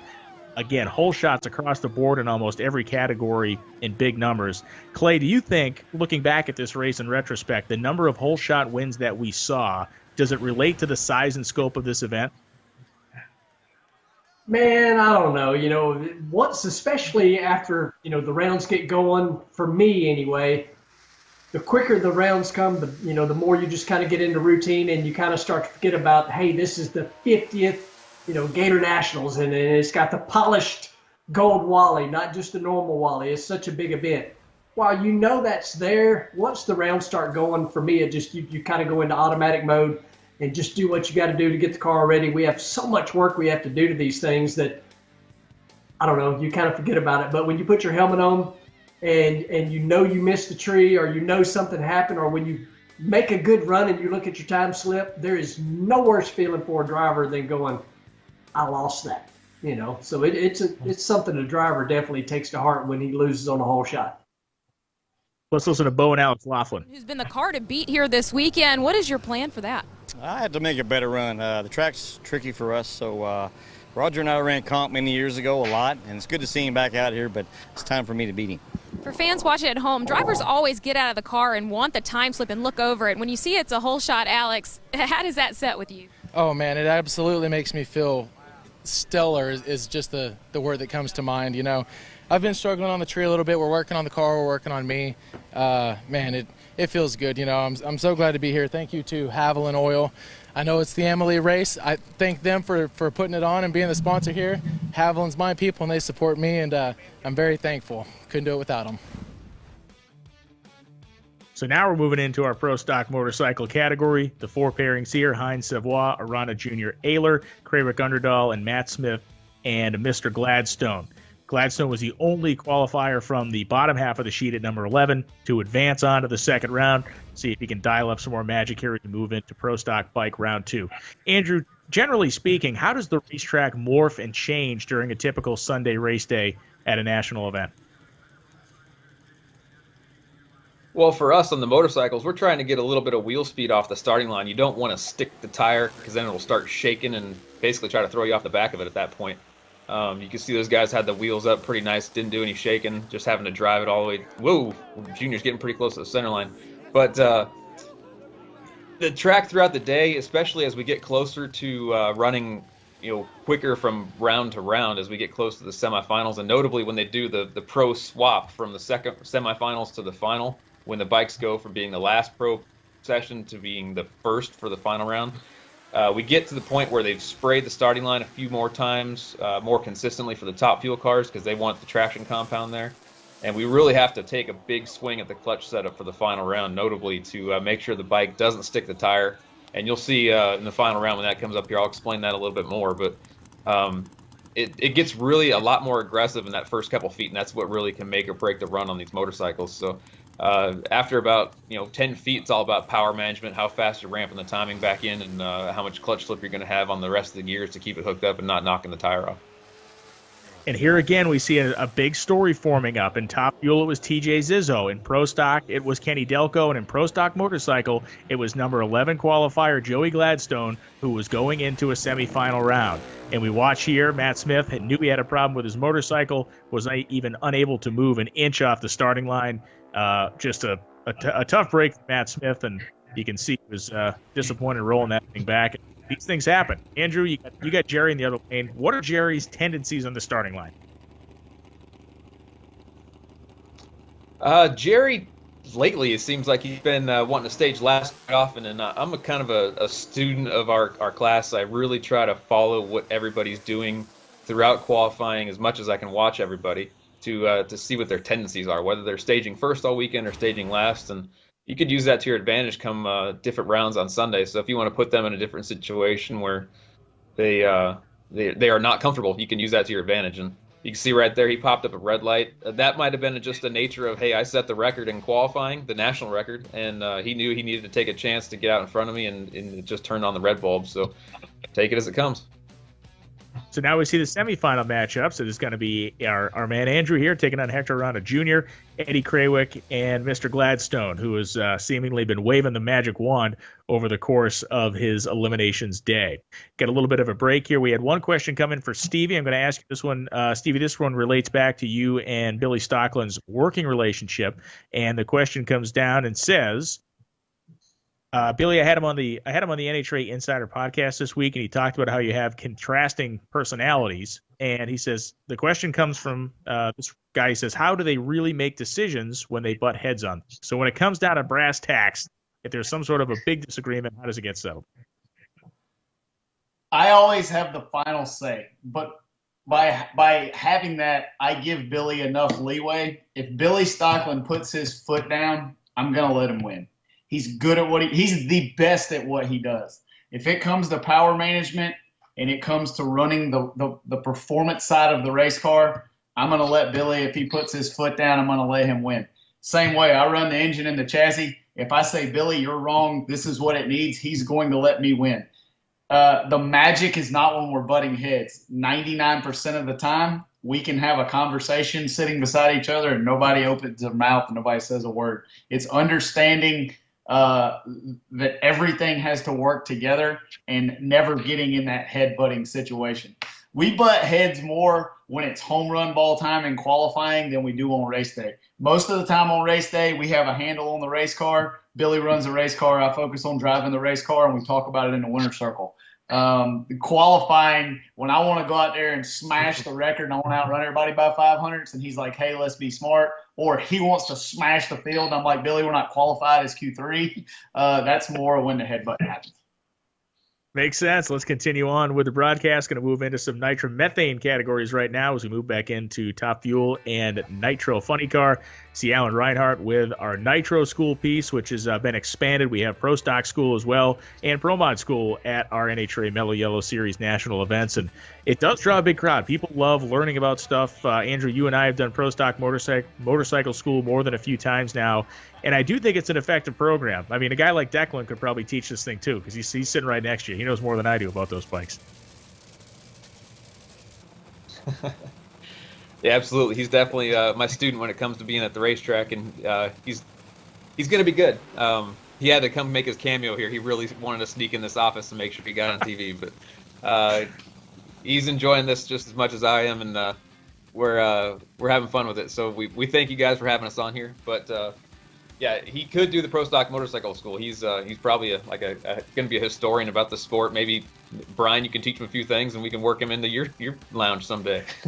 I like it. As we got TJ Zizzo and Richie Crampton on the starting line right now. Zizzo, the Rust-Oleum car, based out of Illinois, and Richie Crampton over there, of course, racing for Coletta Motorsports, the DHL machine on the opposite side. And this was the third time in TJ's career that he had made a semifinal round, and It's almost shocking to say that because, I've seen TJ race for many years. Clay, you saw him race a lot on the IHRA circuit back in the, mid-ish early part of the 2000s. Those guys were running a lot of races on that side of things. And it's a great group of guys. They're very dedicated and they're very selective about where they race and how they race. And I think that's part of the secret to their success. They're detail-oriented and they don't try to outrun their parts supply or their ability. I think that's part of why they're so good. Oh, no question about it. I mean, they pick and choose when they're going to go. And when they go, they're, very, very prepared and they got all the parts they need for the limited number of races they run, which is very smart. I mean, and Richie knew he had his hands full and it was a good drag race. I think TJ might have put some holes out through the belt off. I think it probably did, put some holes out down there, down on speed a little bit. And while you're in the car, at this point, I'm already, bolted in the car, knowing that I got to do what I got to do. But at the same time, you're listening. It's like, okay, when I win this round, who am I going to race? And, at this point, I'm like, all right, I got, a Kalita car, and I'm fixing to race a Kalita car coming up right here. And, none of these rounds are easy. And, it's no surprise to me that TJ's Izzo's in the semis. Good car, good family. They get after it. When we watch this slow motion here of Richie's run, talk to me about what the steering wheel feels like, because this thing, they barely keep the front wheels on the ground. So how light is that wheel in your hand as that car is through the first 8th mile of the racetrack? Well, to be such a little bitty guy, I am definitely a lot stronger in that car probably than what I really am in real life. But you are literally, I say you're just kind of, you're guiding it. You're giving a little here, a little there. These cars are so long, you don't want to upset it. You're talking about a 30-foot long car. And so I drive with my 2 index fingers up like this. I got my fingers over the top of the wheel, and it's almost like you're trying to keep a level, the bubble level across there. You just give it what it needs, a little here and there. And I was surprised to hear Stevie talk about, the Pro Mod car. It sounds very much the same. But in my mind, I'm thinking these guys are cranking the wheel, but you don't, apparently not. I don't know about a Pro Mod car, but these cars, nice and gentle movements. You pick your target out, you take the car to that target, and that's what you're trying to do. And, it's a thing of beauty when it works right, and it's a handful when it don't. Take me inside of the team at this moment. You've had to turn the car twice now. You've talked about how this is a very new group of people. So how were those 2 services getting you to the semifinals? Well, I called Mike Klober because I knew we were doing this today, and I'm like, what happened on this run against Doug Kalita? I mean, I knew that I had to drive the car a little bit, and we'll see that coming up right here. But he told me that we had hurt the motor a little bit. He said, to quote him, I was a little rough on the engine in round 2 when we went 370. So I think we must have made a motor swap, and the time is getting shorter and shorter between rounds. And you'll see here a quick pedal. Right there, we put a hole out, but Doug had more trouble in the other side over there, and it was a huge win. I'm just going nuts in the car right there. For one, our guys got the car turned around, and for 2, I'm racing Doug Kalita, and I beat him, and I pedaled the car, and it looked like a pretty good pedal. And here we are, trying to learn how to go rounds, and we have made our way to the final round. Watch how quick, boom, boom, real quick, but it made it put a hole out. But we got the win. And look how crazy the body panels are on that thing going down the racetrack. I get excited because it's just awesome going back watching this. I love driving these cars. It excites me. And to beat Doug Kalita is a huge, huge thing. And we got Jimbo over there working with us, and I know he enjoyed doing that too. At this point in the race, you climb out of that car. We saw you doing it at the top end. Does your mental clock start to move at that point, understanding, okay, this is going to be the 3rd service of the day, and like you said, that time window kind of keeps shrinking up? Are you already in that mode, or are you simply concentrating on what you just did and visualizing what you're going to do the next round? At the moment I hop out of the car, it's pure excitement of having just beat Doug Kalita, knowing I'm going to the final round at a national event, and knowing we have the opportunity to get another Wally, and it would be my first with Mike Klober. Those are what I was thinking about. But at the same time, I'm processing what did I feel in the car, what do I need to tell Mike that will help him make the car not shake for the final round there. And then you kind of go into that mode of, what did we hurt? Did we hurt anything? How much work has got to be done? Because I do help on the car. You know, I'm not in there tuning the thing, but I'm out there working. I'm kind of our extra set of hands because while I can't tune one, I can put that car together front to rear without having the ability to tune it, which, you know, probably sometimes is good or bad. I don't know, but I'm able to hop in and help the guys when needed. And I just love driving these things. It is just nothing like it. I mean, we're watching Tim Wilkerson go down the racetrack trying to make his way to the final round, and golly, I love this stuff. It's in a day like this with the cloud cover, you get such a beautiful picture of the header flames. And what I loved about that Wilkerson run, especially in the replay, is you saw the fact that that car was trying to basically spin itself around the entire time it was going down the racetrack, and Tim was working the wheel every foot of the drag strip to keep that car in the groove. And now it's time for the teammates, the two John Force Racing cars. The Chevrolet Camaro was one with the Auto Club sponsorship on it for Robert Height, the other with the Peak sponsorship on it for John Force. One of them was going into the final round, and it was, of course, the running story of the entire season. If and when will John Force get his 150th victory? And, of course, you can't win a race unless you get to the final round, so we were going to see if this would be another, or I believe it would have been his first trip into the finals of the season if he had won this round. So both cars back there. You can see these teams kind of walking in as the professionals that they are. It is, to me, interesting, and Stevie, you can speak to this, the coordination that goes on with pro mod teams, with pro stock motorcycle teams, with any professional level team.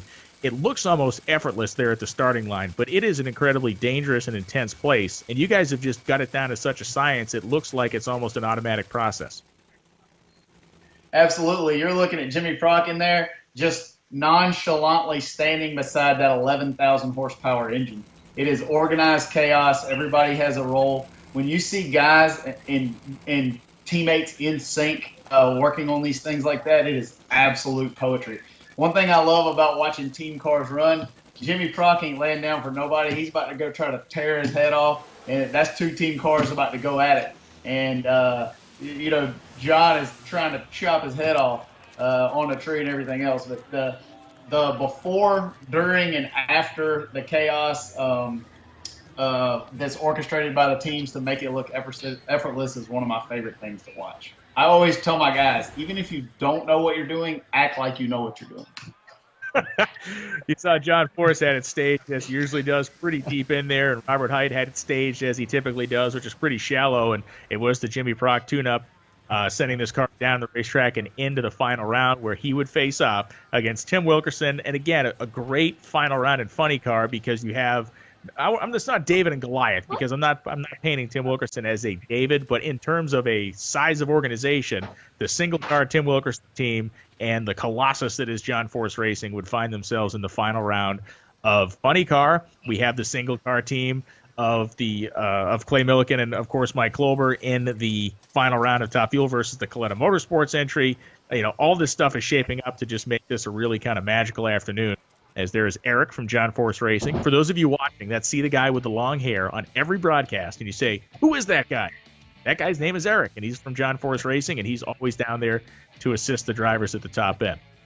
Every Sunday at NHRA, to kick off our races, we have a first responders parade down the return road, no matter what track we're at, where we're racing. We always do that as part of the opening ceremony. And I can promise you, with the events of the world that we've been living through here the last couple of months, that is not a tradition that we're about to break. Those people will be elevated in even higher level in our lives as they've been doing the work that has been very hard over the last couple of months in this country. So a reminder, National Dragster, go to NHRA.com/ND, and you can check out the digital copy of National Dragster, every single page, every photograph, every story, and every look inside the lives of NHRA competitors that are currently all on pause.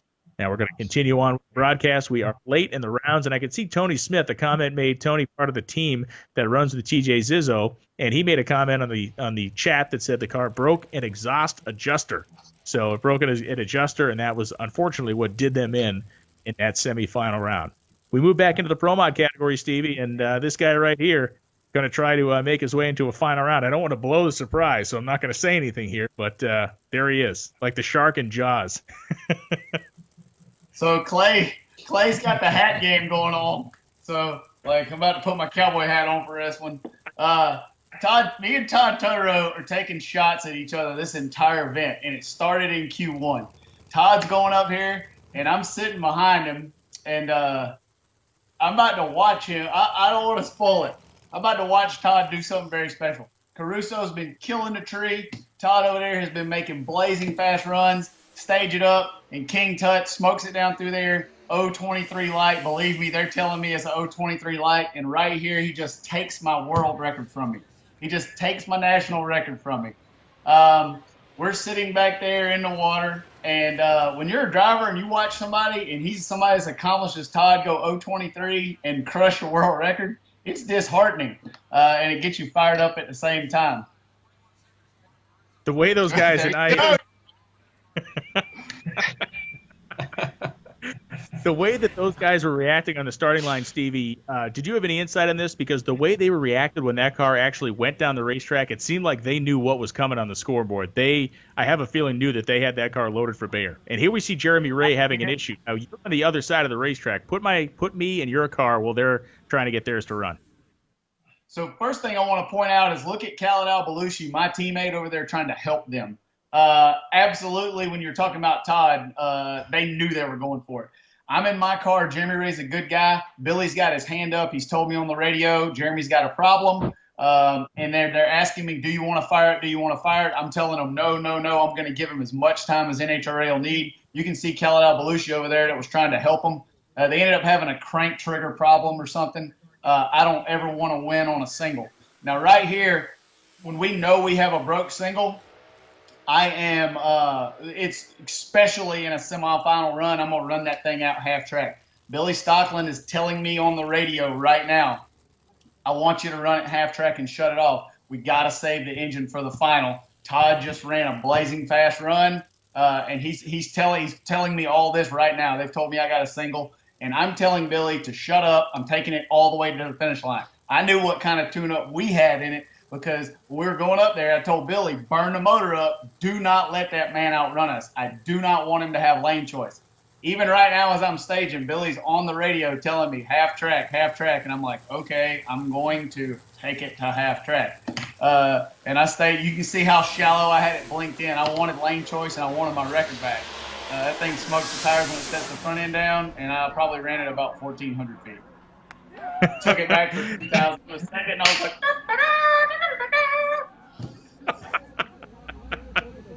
Now, you mentioned saving the motor. 1 second is right again. The world is back on its axis. The South Pole is not facing up at this time. So now we're going to watch this again. You mentioned to save the motor, and the reality is, Stevie, you guys needed to save the motor because your turnaround from a semifinal to your final round on a race day now with 4 rounds in a single day is ridiculously tight. We're talking, what, 45 minutes, 30 minutes? What is it? Oh, no, we are, like this round, we were in the pits for 22 minutes. We've had as little as 11. But semifinals, the final round on Sunday in Pro Mod, you're not in the pits any more than 20 minutes. You smoke a motor, you're done. That was a risky gamble. That was arrogance. That was the kid, 12-year-old Stevie Fast Jackson, wanting to have fun. Because everybody's going to blow everything up, and it's going to be awesome. And you can see I'm fired up. He is definitely fired up down there. So we saw intelligent Stevie, and now we've seen 12-year-old Stevie on the same day, like Dr. Jekyll and Mr. Hyde. They can just come out anytime. You don't never know which one you're going to get. It's like Forrest Gump. You're just going to get a box of chocolate. You just have to figure it out. Clay, we had a question come in from a fan. What do you eat on race day? This is actually a pretty good question. What is your normal race day food routine? Well, I used to didn't have a routine. I thought that you shouldn't eat at all on race day. I thought that hunger was good for you. But the truth is now, pretty much my normal go-to race day is peanut butter and banana. That is my normal race day, and I eat a banana before I get in the car every round, and just got to have a little something in your stomach. I think it makes you perform better. Actually, it was proven to me because I worked with a couple of awesome doctors that graduated from East Tennessee State University. They proved it to me. But I eat a banana, but Sunday morning is definitely peanut butter banana, sometimes peanut butter banana and jelly.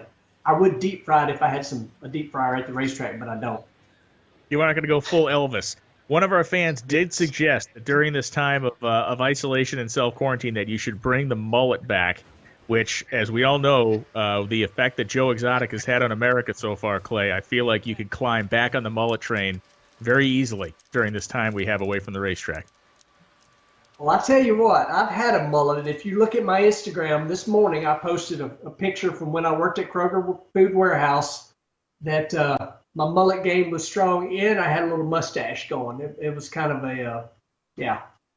But the problem is I have not had a haircut, and I'm ready for one all during this quarantine. My hair is growing up and not out, but at least it's holding on, right? I still got it.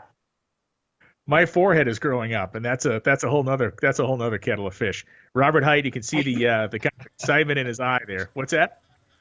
I said, who was that wanted me to have a mullet anyway? Jolie Milliken.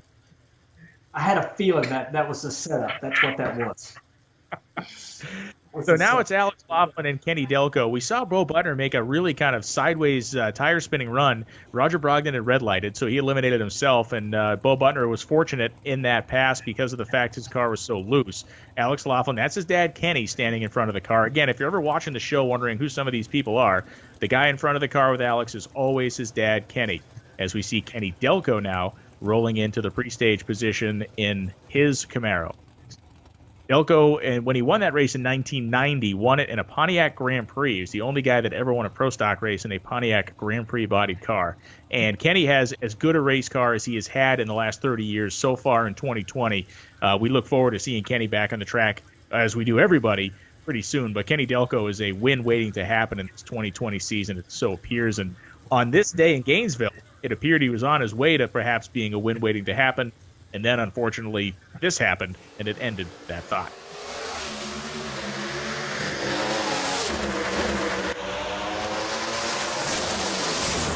It's a good thing Alex is a decent pro stock racer, because I sure do love slapping him around in pro mod. It's good when he shows up. He helps us fill the field there, so it's good to have somebody to help you stack up the 12th through the 32nd position. Let's hear from Bo Butner again. With me today, last two runs I've not made it through second gear, so we're going to fix this car and see what happens in the final. Very blessed to be here. Thank you. So as Clay told us, Randy Lynn-Ship, Bo's better half, had already won Stock Eliminator the day previous to this. So Bo is heading to a final. As now we look at our Pro Stock Motorcycle semifinal. Heinz Arana Jr., Craywick Gladstone. We're going to get right into this one.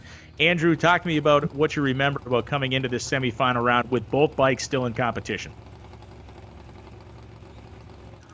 Well, I know we were struggling with Eddie's bike a little bit. The second round there, he really annihilated the tire off the starting line. So we were trying to figure out what we needed to do to calm it down a little bit. Joey's no slouch on the starting line, so we knew that more than likely Joey was going to leave first. Steady Eddie, he likes to be steady in the 30s. But Joey, he can go out there and lay one down. So we had to get Eddie's bike calmed down so he could make a decent run. We knew it would run close to my bike if he got it down through there. So it looked like it did leave better. There you go, Steady Eddie 29. But you see Joey's hanging off all the way from the 330 to the 8 to the quarter mile. I'm sure that probably cost him that round. And even Eddie seemed to be pushed off kind of closer to the wall than it seemed a little bit comfortable either. Is there a typical crosswind at this racetrack?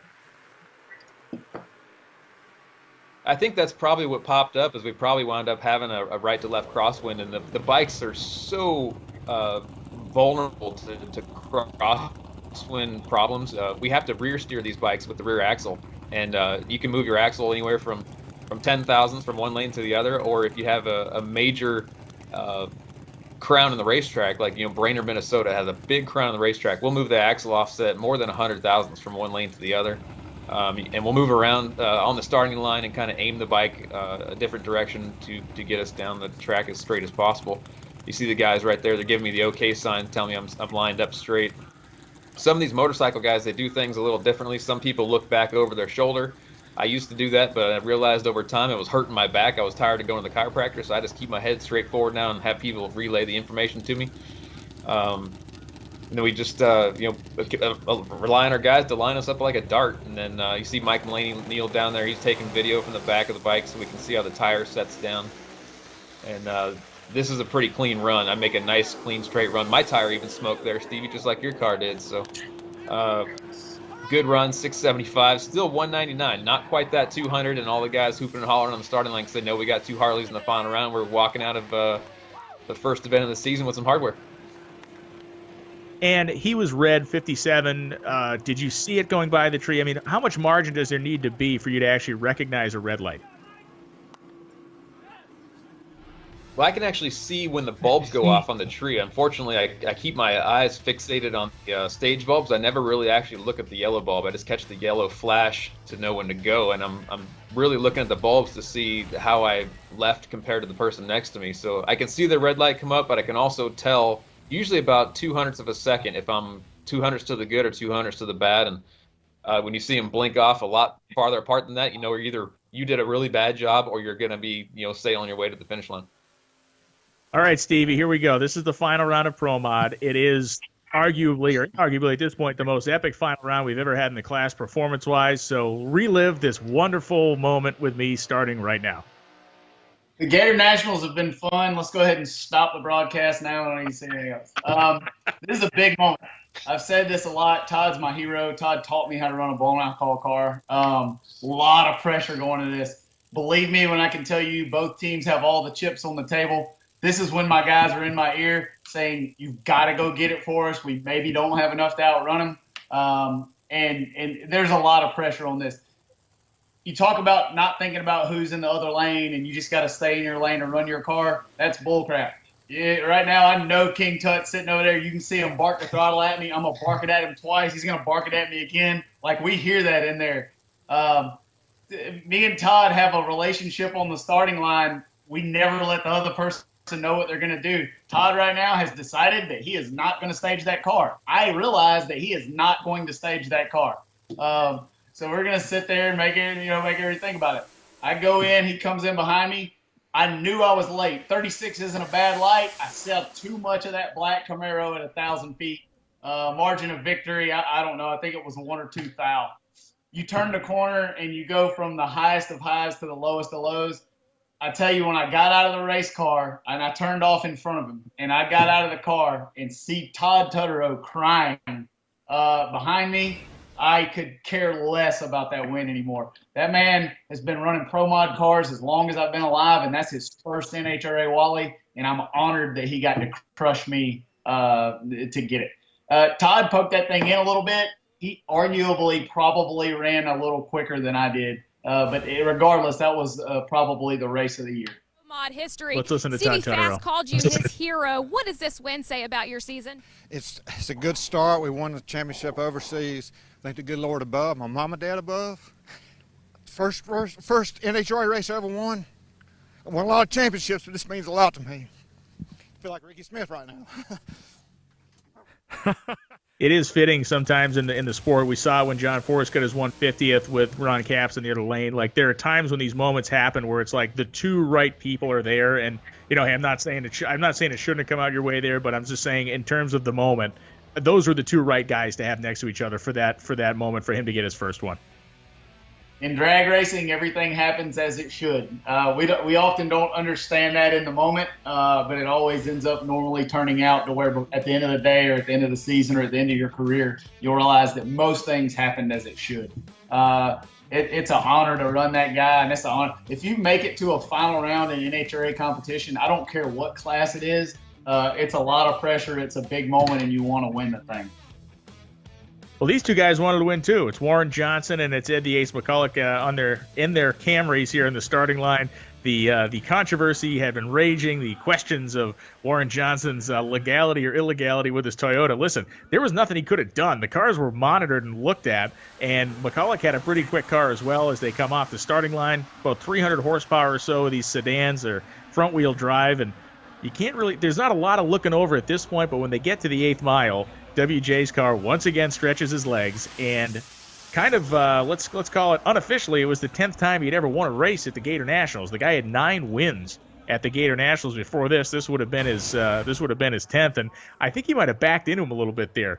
1473. I think he fanned the throttle at the top end, trying to keep the margin a little bit tighter than it maybe could have been in the annals of this event. But the fans really reacted to this well. They loved it, and the legends loved it as well. It was a fun addition to the race, Clay.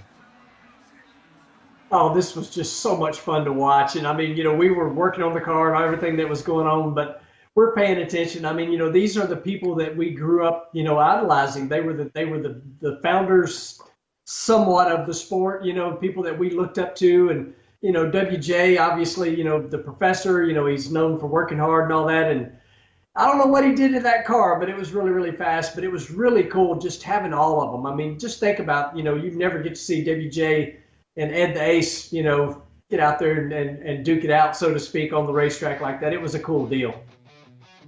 So now let's go to the Pro Stock Motorcycle Final. We see our Harley-Davidson Showdown graphic here with Andrew Hines and Eddie Krawick side by side in front of this just absolutely blown-out crowd at Gainesville. And one of the neatest things for me, Andrew, was this crowd was intense in the fact that they showed up first thing in the morning all 3 days, and they didn't leave until the last pair at night. And that's not normally the case. Sometimes we get to Sunday afternoon. Some people figure they're going to watch the end of the race on FS1 at home. But every single person at Gainesville stayed to watch you guys run the finals. Yeah, I think that's really cool, and it was pretty spectacular at our pit area to see the thousands of people walking through just the pits and in between rounds. And people would flood out of the stands to go catch a bite to eat, go get autographs, and come back to the stands for the next pro session. It was pretty phenomenal. You can see, I don't know if you can see there, but I was lined up in a different spot. That was thanks in part to Stevie there. When his car left the starting line, he kind of changed the track for what I was looking for, so I rolled up in my spot that I had in the semifinals. Didn't like what we saw, so we backed the bike up about 10 feet, moved over to out of his tire track, and found a good enough spot where it wasn't going to rattle the tire and knock all my fillings out. So killer run between me and Eddie. We stepped up his bike there for the final round. I ran a 75, he ran a 76, and it was pretty historic. That's going back to 2004 when I got my first win. I had GT Tonglet, my teammate at the time, in the final round with me. So it's pretty cool to get my first win at Gainesville ever, and then come back there last year and come off of 2018 where I didn't run too well, and start 2019 off the right way.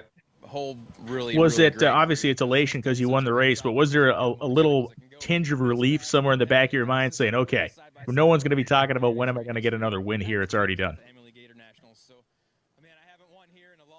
Yeah, except the problem is they're still talking about when's Andrew going to go 200. So that's the only thing we have to go back and report to Harley on after each race is like, well, how come we haven't got the other bike to 200? So we're working on that one, believe me. So congratulations on that big one. Now the Pro Stock final round, it's not really bizarre, but it kind of is. You can see Laughlin finishes the burnout. He's got Bo Butner on the other side of the racetrack, and Butner had been really loosey-goosey on the other side of the racetrack during that previous run.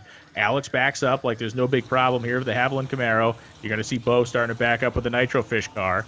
And this is when things start to get a little bit different for Alex. We can start to see some of the Elite Motorsports guys leaning in, looking in the door here. And now you see the Hairston's, or Mr. Hairston there, lean into the door. He's looking into the car and I believe having some sort of a conversation with Alex. Mark Ingersoll's back there, Brian Self's back there, and Stevie, the more people that are talking to each other in the starting line is never really a good thing, right? That's bad. That's really bad. When you're talking about organized chaos, when you're up there and you're 30 seconds from running and there's people, a lot of people talking to you trying to figure out what's going on, that's not a good thing. I tell my guys all the time, if something's wrong that we can't fix, do not ask me. Don't look up under the car. Don't jump your arms up and down. Just act like everything's fine. We might get lucky. We actually practice when we're testing what to do when that happens in case the car can stay running and pull into the beams. So Bo Butner would have a solo. He would win the race, of course, and match his better half, Randy Lynn Shipp, getting his Golden Wally to match her stock eliminator Golden Wally that she got at this race.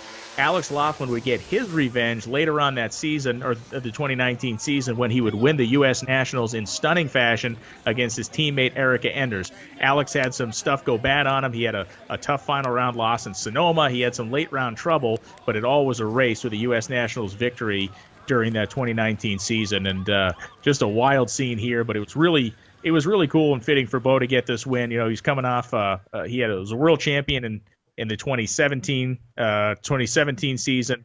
Then it was 2018. Laughlin grabbed the championship, and of course Erica would wind up the champion in 2019. But let's listen to Alex here. Man, what a heck of a way to go out, But ultimately we had a good weekend, and Bo's never beat me in a final, and I'm sure not counting this one. So he's going to have to do it another time. Way to keep your head up, buddy. Thanks. Class act, Alex Laughlin is. You can see the frustration on his face, but a smile of kind of saying, hey, what are you going to do? This is the way it took out. Let's listen to Bo. Gold Wally that's going to go into your hand. What is this season turning out to be for you? Wow, the retirement was a joke, but God bless me. I mean, look at this. I mean, we run the best we run the last run. Thank you, Mellow Yellow. And I don't know where to start. Randy Lynn wins last night. I mean, what an amazing time. You know, the next time you all see me, I'm going to be a grandpa. So, I mean, just what else can, I mean, life's great. But thank you to Jim Butler Auto Group, beautiful Randy Lynn, Summit, Chevrolet.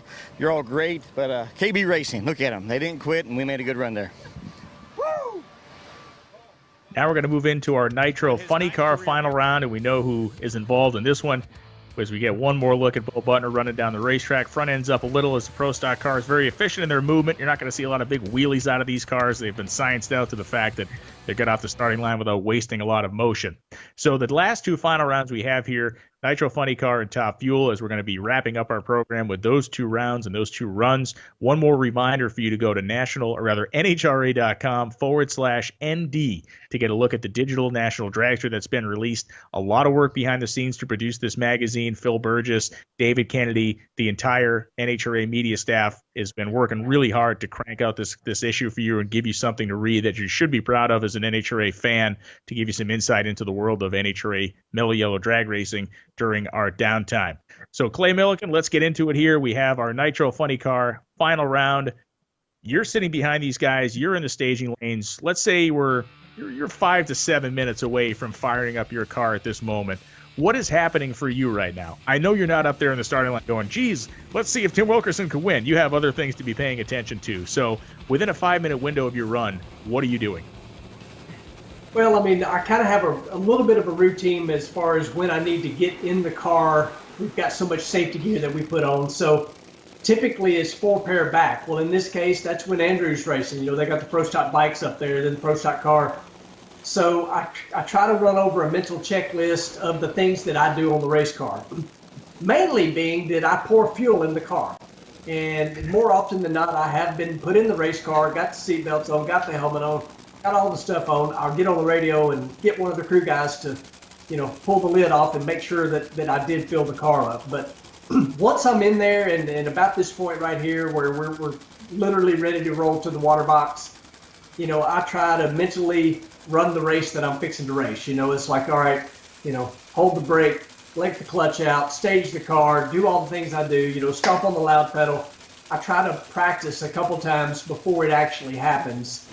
And, you know, it's final round. You're definitely charged up, you know, and you just want to go out there and do your dangest. You know, very much like Stevie, I'd be kind of okay if we watched this final round here. And man, what a good show. That's kind of what I'm thinking here.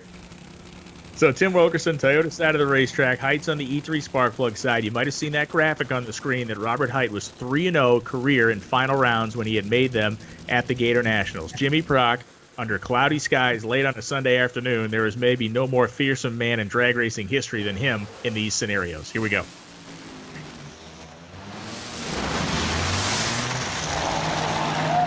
Robert Height with authority, 386.7, 331, nearly 332 miles an hour. It is a team that would go on to win in 2019, win the World Championship in Nitro Funny Car, and you know these guys are trained professionals. There's no other way to say it, and it was a spectacular display by his team, as they have so often done.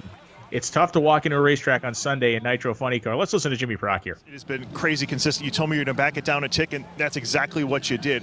What do you account for the kind of success you had with this car this early in the season? Well, you know, we took a look at what we did last year, went back to some of the stuff we did in 17, and we just have great people working on this thing. My assistant, Chris Cunningham, you know, he does an outstanding job, and all these guys on the crew, you know, this is the proof of their work, how consistent it is. That means they're doing their job. And would dedicate this race to Chris's dad. We lost him after Pomona and had a little celebration Saturday night, and we're glad to get the win for him. That was your 80th win as a crew chief, by the way. Great, thank you.